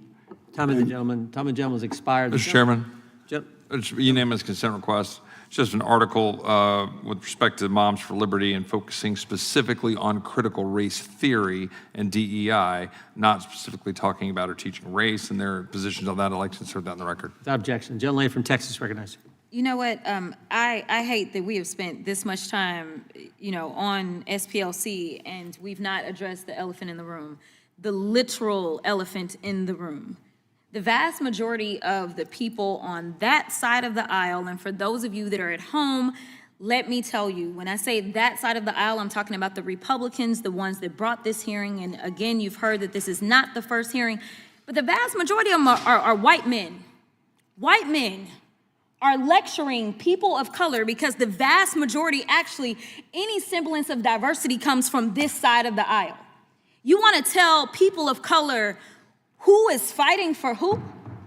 People of color do not feel comfortable or welcomed within your party. That's why you have to parade someone who has the name Dr. King attached to them so that people can be confused, because I have been reading the comments online and people are like, who is this Dr. King? Because you want them to believe that somehow she espouses who Dr. King was, yet you've yet to have MLK the third come in here. You've yet to have Dr. Bernice King, the ones that were actually raised by Dr. King, the ones that actually probably understand the teachings of Dr. King. And I just want to be clear, because I want to talk to y'all about what the Dr. King had to say about racism, so that y'all don't get it twisted and don't get it confused just because you see the name sitting in this room. Our nation was born in genocide when it embraced the doctrine that the original American, the Indian, was an inferior race.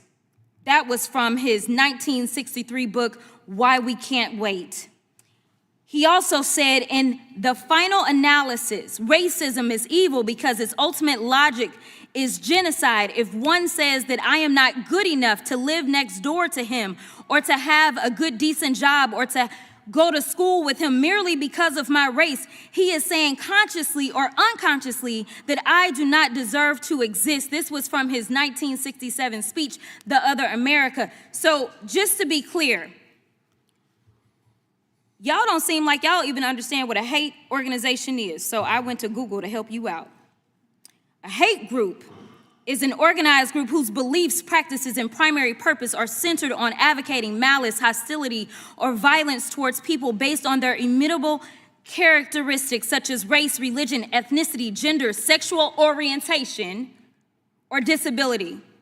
So I know some of y'all are, caping for Charlie Kirk, because I done heard y'all talk about his organization over and over and over. So I'm not finna play with anybody who's gonna play with my time, so I'm going directly to Ms. McCord. Professor, let me put some respect on your name.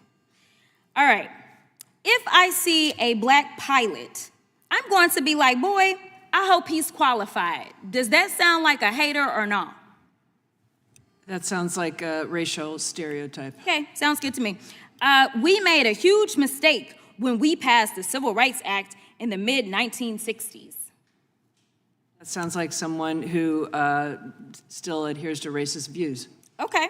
America has freedom of religion, of course, but we should be frank. Large, dedicated Islamic areas are a threat to America. That is someone who can't accept that America is a multiracial, multi-religious place. Okay, these all just happen to be comments from the fearless leader of Turning Point USA, so I could see where SPLC was going. I also think that it's so interesting that right now, just for those sitting at home, you may not know that Oversight is not having any hearings right now because the Republicans don't want to deal with the Epstein file, so they have shut down all of Oversight committee hearings, right? So we've got an indictment for SPLC. I have still yet to see an indictment on any Epstein defendant. Not a one, but okay. And we want to talk about what happened in Charlottesville, and we are so upset about Charlottesville. All of a sudden, I would be interested to know which one of you had something to say about Charlottesville when it happened, because I don't think that y'all were saying those same things. In fact, our fearless leader at the time said that there were pretty fine people on both sides. You were okay with the tiki torches. You were okay with it. But I digress.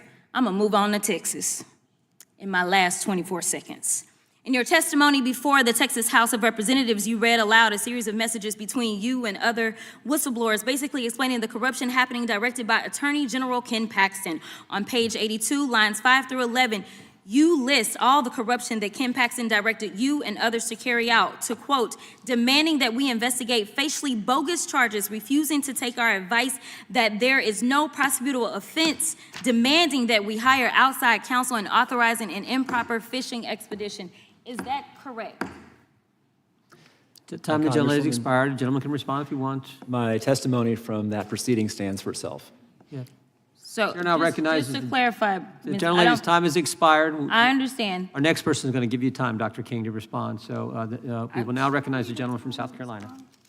I'm gonna be gone. Dr. King, thank you for being here. I know that there was a monologue earlier in which you wanted to respond. I think you were kind of ready to do that, but we're not given that opportunity. Would you like to briefly respond to that? Very briefly, Congresswoman, I am a bit emotional. I'm going to watch what I say. But it seems as though you have suggested that I am a bastard to the King family legacy. I am legitimately the daughter of Reverend Alfred Daniel Williams King and Dr. Naomi Ruth Barber King. We are a family who loves God, and I love you. God bless you. Ms. King, let the record reflect that the gentlelady from Texas left the room. Thank you for responding to that. Mr. Fair, the SPLC website, you have a section called the Extremist Files with profiles of groups and individuals that, according to your frequently asked questions, are key figures on the hard right. How do you, you don't have any criteria listed, but just for education purposes, how does somebody become part of the extremist files? Thank you, Congressman Fry. Our team in the Intelligence Project uses various criteria to identify folks on extremist files because Like what is the criteria? their statements and their activities are the criteria. All right, so I'm gonna get so for example, if an individual is the leader of a KKK chapter, that person is overtly out in the public as the leader of a KKK chapter, they're probably apt to be on the extremist files based on their position, their statement, their association with the KKK. Is that fair to say? That determination, Congressman Fry, would be made by the experts at the SPLC. Right, but I mean, that would be an overt person, somebody that's out in front of this. They would be more likely than not to be included on that file. Is that correct? Could be on the hate map, could be on the hate list. Is it truly objective or is it very subjective? I mean, it sounds like it's like this committee, this mysterious committee decides who's a hater and who's not. As my testimony shows, we use specific criteria. But but your testimony hasn't shown anything. You haven't talked about what that criteria is. So what the heck is the criteria? Well, earlier, before you were in the room, I believe, Congressman Fry, I said our criteria is we identify people for the hate map, the hate list, who, through their statements, the statements of their leaders, the principles of the organization, all right, so let me demonize and vilify. So collective body of evidence, then. How about that? Let's just cut to the chase. So if somebody poses with a Nazi flag or KKK memorabilia, that might be a factor, right, in whether or not they should be on the extremist file. Correct? It could be a factor, not the determining factor, but a factor. Is that fair to say? It's again. Like the answer is yes, dude. Like this is not a trap question. I'm giving you like softballs. Well, if somebody does a Nazi salute in a public forum or in public view, would that be a factor? To be? It could be. Could be, okay. What about burning a cross? It could be a factor depending on the context. Okay. Have tattoos like Nazi symbols? We believe that Nazi symbols are symbols of hate, yes. What about if the individual had knowledge of what the Nazi symbol was when they put the tattoo on their body, or at least learned about it? I'm not sure that I'm following your line of questions. Well, I think it would show intent, right? Like intent would be that the person knew that the tattoo that they placed on their body was a Nazi tattoo. I'm not sure I can comment on someone else's intent. I think your own website talks about this. So this is an easy yes. What if this individual referred to their tattoo as a Totenkopf? I'm not sure I know. Do you know who I'm describing right now? No, I don't. I think you do, actually. That's Graham Plattner from Maine. Like, this is like, he was probably the best thing that y'all had coming because it actually distracted the media narrative away from the SPLC for like 2 days while they focused on this. But why would a Graham Plattner not be included on your extremist files? If he was a Republican, he probably would be, right? We don't use political ideology or political party to identify who is on our list. Well, I think you say you go after the members of the right, but I think as Dr. King was talking about before she stepped out, that this racism knows no ideology or political party. In fact, the Democrat Party has a very long and troubled history since its inception in the 1820s and 30s of supporting slavery, of supporting segregation, of continuing to perpetuate racism in our country. And so the fraud that you have perpetuating hate, you're only targeting one sect of people, makes absolutely no sense. The organization should be ashamed of itself, and you should be ashamed for being. Time of the gentleman has expired. The gentleman from Missouri is recognized for 5 minutes. Thank you, Mr. Chairman, for holding this very important hearing today. It's clear that the SPLC has strayed from its original mission and used questionable and, frankly, illegal tactics to drive donations and manufacture political relevance. Mr. Fair, the SPLC labeled Charlie Kirk and his organization dangerous extremists in its Hate Watch newsletter, and Charlie Kirk was assassinated the very next day. Do you regret signing off on that newsletter? Congressman Otner, what I regret is the political violence in this country on any side of the aisle. Do you regret naming Turning Point USA a hate group several months earlier? What I regret, again, is the political violence in this country. Are you willing to take any responsibility for the assassination of Charlie Kirk? I'll take that as a no. How about the designation of the Family Research Council as a hate group? The gunman told the FBI he was inspired by the SPLC's list. Does SPLC accept any responsibility for that violent 2012 attack on the Family Research Council? Congressman Otner, again, political violence in this country is despicable. We oppose unequivocally all political violence, and we're not responsible. Has the SPLC ever apologized to Leo Johnson, the building manager, who was previously wounded in the terrorist attack on FRC, the same attack that the gunman said he was inspired by your hate list? Congressman Otner, you decry political violence. You incite it, but you decry it. we don't incite political violence. Let's move on. Mr. Fair, the SPLC's We condemn it always. latest hate map includes 20 hate and anti-government groups in my home state of Missouri. That list includes Gays Against Groomers. And your website seems to, your main beef with Gays Against Groomers seems to be that they oppose the chemical and surgical mutilation of children. But a few months ago, the American College of Plastic Surgeons updated their guidelines to no longer recommend transgender surgery on minors. Is the American College of Plastic Surgeons also a hate group? They oppose chemically and surgically mutilating minors. Is the American Society of Plastic Surgeons a hate group? Again, I know it sounds like an absurd question, but that's how absurd your hate map has gotten. Our reporting on hate and extremism uses the statements, may I finish? Uses the statements and activities of various groups. And based on those statements, we expose and share with the public what they say. It seems like one thing that many of the groups that you've labeled hate groups that we've talked about this morning have in common is that they oppose the chemical and surgical mutilation of minor children, as does the United Kingdom, as does Sweden, Finland, Norway, Denmark, and the United States Department of Health and Human Services. Are the 7 groups I just mentioned hate groups, the public health authorities in the UK and Finland and Denmark and so on? Are those hate groups? Congressman, we identify groups. Okay, how about a group you've identified that just happens to have won 18 cases before the United States Supreme Court and been instrumental in 85 other cases, Alliance Defending Freedom? Are they a hate group? Are you going to double down on that today? ADF is a hate group, yes or no? May I answer your question? Yes or no?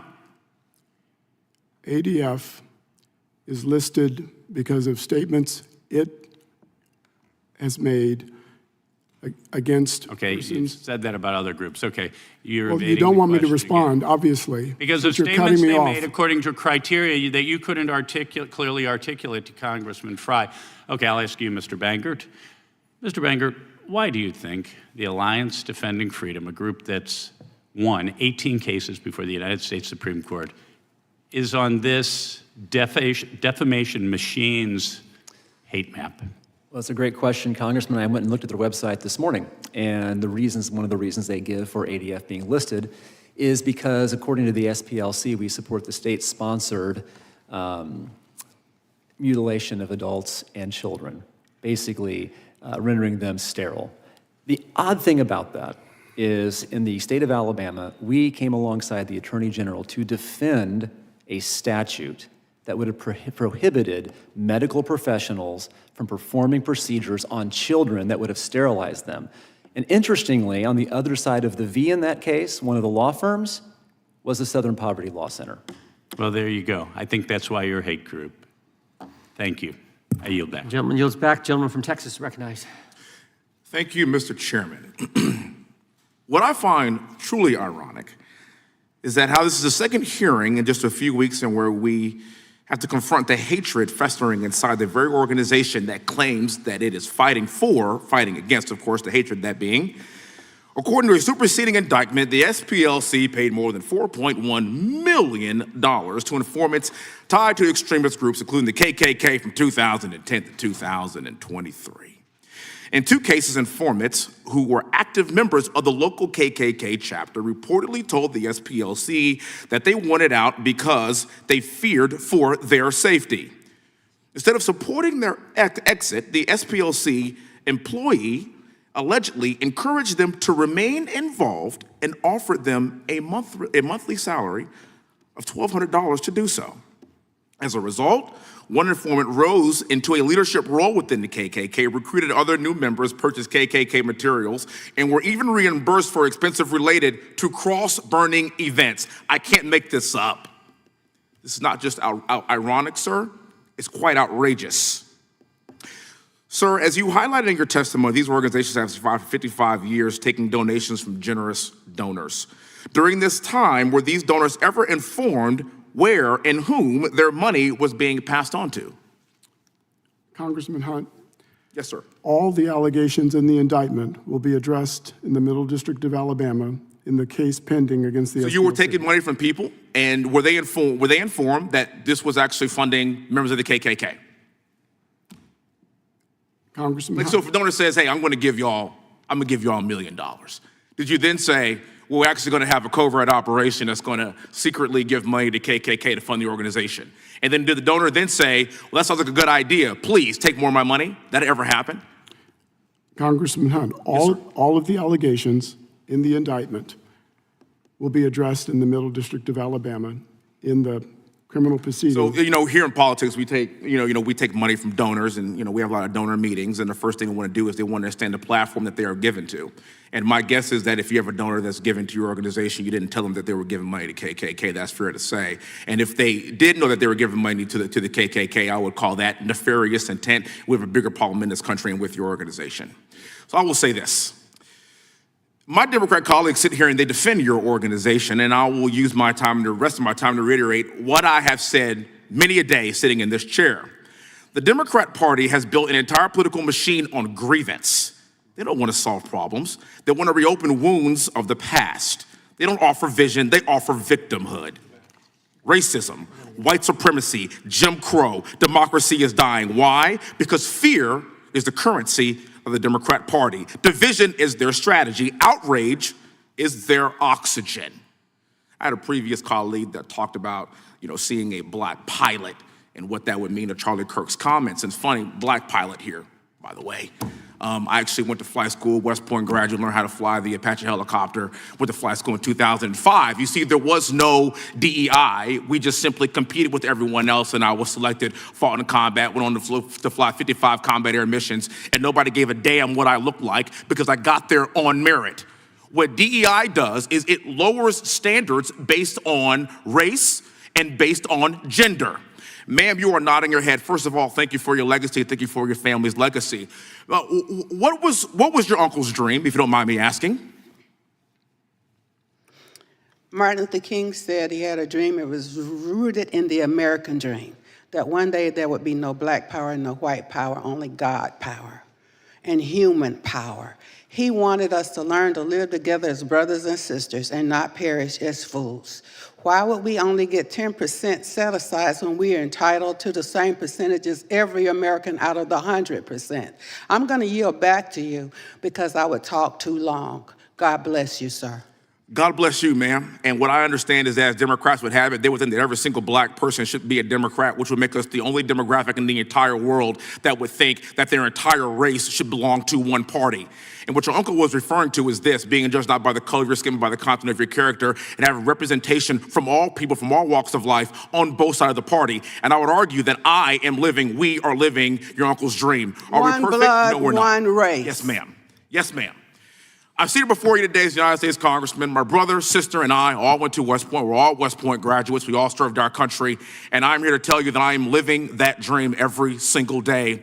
And I am so proud of you and proud of what you stand for, because I know it's not easy. But I'm so glad that people like you are fighting the good fight for the great future of this country, because we are here living Dr. Martin Luther King's dream. It's why I am sitting here today being judged not by the color of my skin, but by the content of my character, from a white majority district in Houston, Texas, and I've been black for my entire life. Stop listening to the crap of the left and realize that we are all in one boat, rowing in the same direction because of people like you. We must fight against organizations that want to give a dime to organizations like the KKK Chairman, for whatever reason.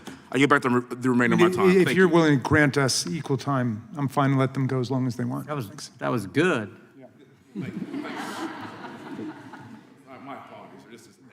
Gentleman from North Carolina is recognized. Well, thank you, Mr. Chairman, and that was tremendously passionate to my colleague, Mr. Hunt. Thank you for your incredible words and admonition to all of us today. Mr. Fair, I want to talk to you for just a moment. It's been referenced several times today about the shooting that took place at Family Research Council's headquarters in 2012. As I've stated before, I actually have worked for and been a part of Family Research Council, and it is frankly a pro-family, pro-life group that promotes the Christian values that are held by many Americans in this country. But when you place groups like FRC on a so-called hate map, with groups like we've heard today, KKK and the Aryan Brotherhood, it places a target on the back of those groups and can lead to tragic incidents, such as one August 15th, 2012, when Floyd Lee Corkins II entered FRC's headquarters in Washington, opened fire in an attempt to murder FRC employees. Thankfully, the heroic security guard, Leo Johnson, tackled Corkins to the ground and wrestled the gun out of his hand and got shot in the arm in the process. No one was killed. Corkins was sent to prison, but we all know it could have easily been far, far worse.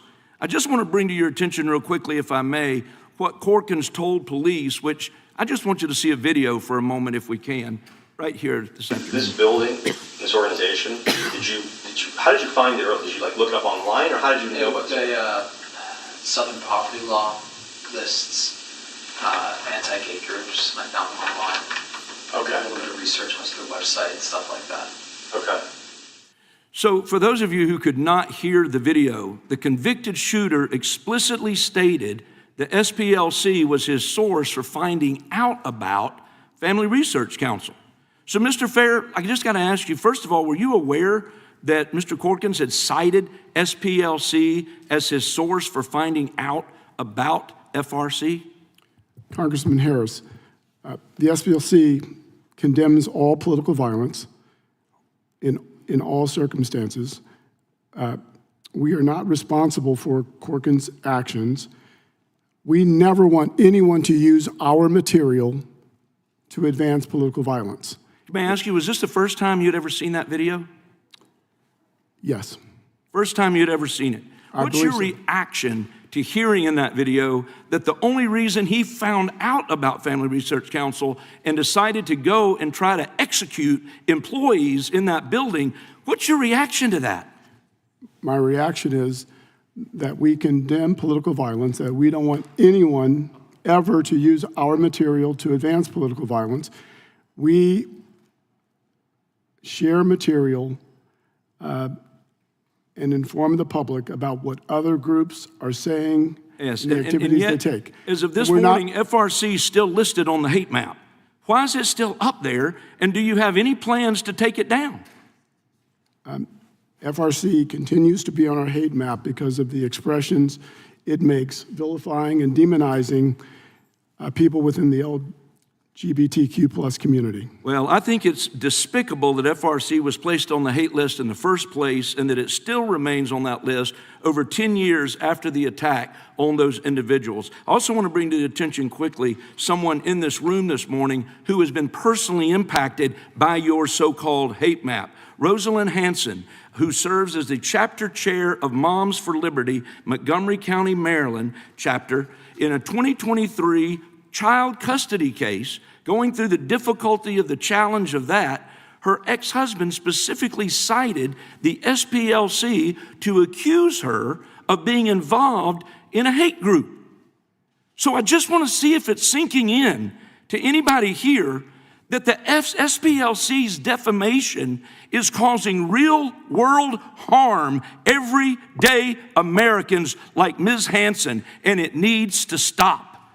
I would also like to enter into the record today from Mrs. Hanson, the letter from Mrs. Hanson to the U.S. Department of Justice Civil Rights Division dated May 17, 2026. I'd also like to enter into the record a letter from North Carolina mom, Kim Petit, to the U.S. Department of Justice Civil Rights Division dated May 15, 2026.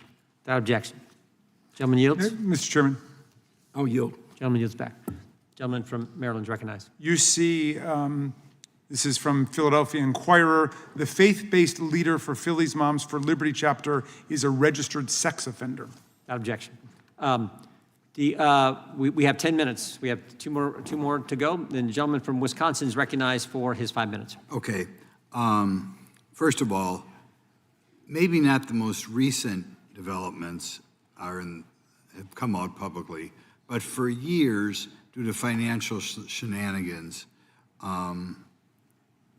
the Southern Poverty Law Center has been, in my mind, totally discredited. But I'm going to ask you a question, Dr. King. And I've talked about this before. One of the things that bothers me is given SPLC's long documented pattern of partisan activity and even more financial misconduct, how do you explain the continued willingness of major press organs to cite SPLC as an authoritative source? Why do we get this again? Things like the Milwaukee Journal, the New York Times. If you were not familiar with the background, you'd think, holy cow, we have an authoritative source here. Why do you think they do this? Are you directing that? Yeah, to Dr. King. I'm sorry. Would you please restate the question? I'm sorry. SPLC has been exposed for years. There are always new things coming out, but just in general, financial misconduct. Nevertheless, you pick up papers like in my area, the Milwaukee Journal, the New York Times, the Washington Post. You pick up papers and they cite SPLC as this great, wonderful organization. Why do you think, despite the fact that it's been in the public record for, has to be over a dozen years, that this is a sleazy organization. Do what used to be mainstream news outlets still cite it? I believe we are at a monumental time in history. For instance, George Wallace did repent of racism. Planned Parenthood has admitted that they are racist. SPLC right now has a time in history right now to look at the things that it has not gotten right. And we can all benefit from that. There have been decades of this kind of thing. In the 1960s, the informants and all of that were doing their work, ended up hurting rather than helping. When you manufacture hate, when you manufacture and socially engineer racism as if we were separate races and we're only one race, you're going to keep getting unwarranted fear and chaos. Somebody said earlier that there have been decades of these types of practices. These practices have not worked. They are not working. You can't keep paying informers to do stuff and then they end up helping to do terrible stuff, not tell the donors that's what they're paying for. I'm not sure if I actually answered your question correctly, but it is wrong. These practices are not working. We've got to do something that will heal us. We must come together, but some transparency needs to come out of SPLC. They can't act like they're angels and haven't done anything. That's just not right. Okay. I will point out there's a good book out there, America's Cultural Revolution, which talks about the degree to which a goal of the hard left is to divide America by race. And they obsess about calling people, you know, Hispanic American, North African, Pacific Islander, whatever. I mean, this is not a coincidence. This is an effort to destroy America. Mr. Bangart, do you believe the mainstream press has failed to adequately scrutinize SPLC's influence on public discourse, particularly given the organization's controversial labeling practices and concerns raised by former employees? Thank you, Congressman. I believe the SPLC has been mostly ignored in terms of the way that it has defrauded the American public. And here's what I mean by that. The SPLC presents itself as a neutral arbiter of what counts as hate. However, the way that it defines hate very frequently excludes from the public discourse their political opponents who disagree with them on matters of freedom of religion. We've already talked extensively today about this question of gender mutilating surgeries. Okay. We've also talked, so there's a number of ways in which there has not been even a shred of adequate attention paid. I'm running out of time. I'm going to ask you this. When I read an article on whatever under the sun, they will cite SPLC as the arbiter of whether it is a hate group or not, despite the fact that everybody would say it's not a hate group. Why does the mainstream media, and they have to know better, intentionally keep citing SPLC as some, you know, all-knowing organization? Why would it, if you were the New York Times, you cared at all about your reputation, why would you continue to cite them? The mainstream media, Congressman, has a well-known leftward bias. I suspect it's because they agree with the SPLC's political agenda. Yeah, it's all about politics. The gentleman yields back. The gentleman from Texas is recognized. Thank you, Mr. Chairman, and thank you for letting us stay a little late so that I can go here. I appreciate it. And thank you to the witnesses for taking the time, Professor McCord, Mr. Bangert, Dr. King, and Mr. Fair. I really appreciate y'all taking the time to be here. Mr. Fair, do you recognize the tattoo on this man's chest? This is Secretary Hegseth. No. It's a tattoo of the Jerusalem cross. Your organization has referred to it as essentially a hate image. Do you agree with that assessment? I'd have to see the assessment in our material to determine. Referred to it as a hateful. I'm not familiar with the symbol. You're not familiar. Do you have any thoughts on that symbol, on that tattoo? No, I don't. No, none at all? You don't have any opinion on it? No, I don't. Okay. What about this tattoo? Do you have an opinion on this tattoo? I'm not an expert on tattoos. No, I don't. Okay. I can give you a little bit of background. This is a tattoo on Maine Democrat Senate candidate Grand Plattner's chest. That's the Nazi SS death head tattoo. Do you have any opinions on that? If it's what you say, if it's a Nazi symbol, we oppose Nazis. We oppose, I agree, we do oppose Nazis. Do you think if somebody got a Nazi tattoo on their chest, that's indicative that they might be a Nazi?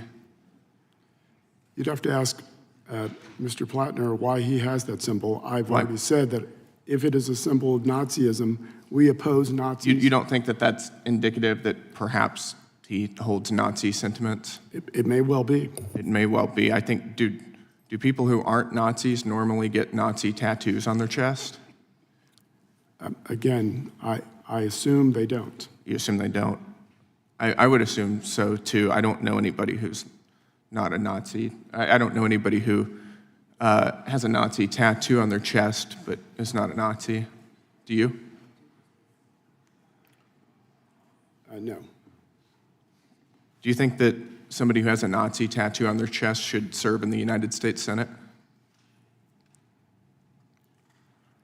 I wouldn't vote for that person.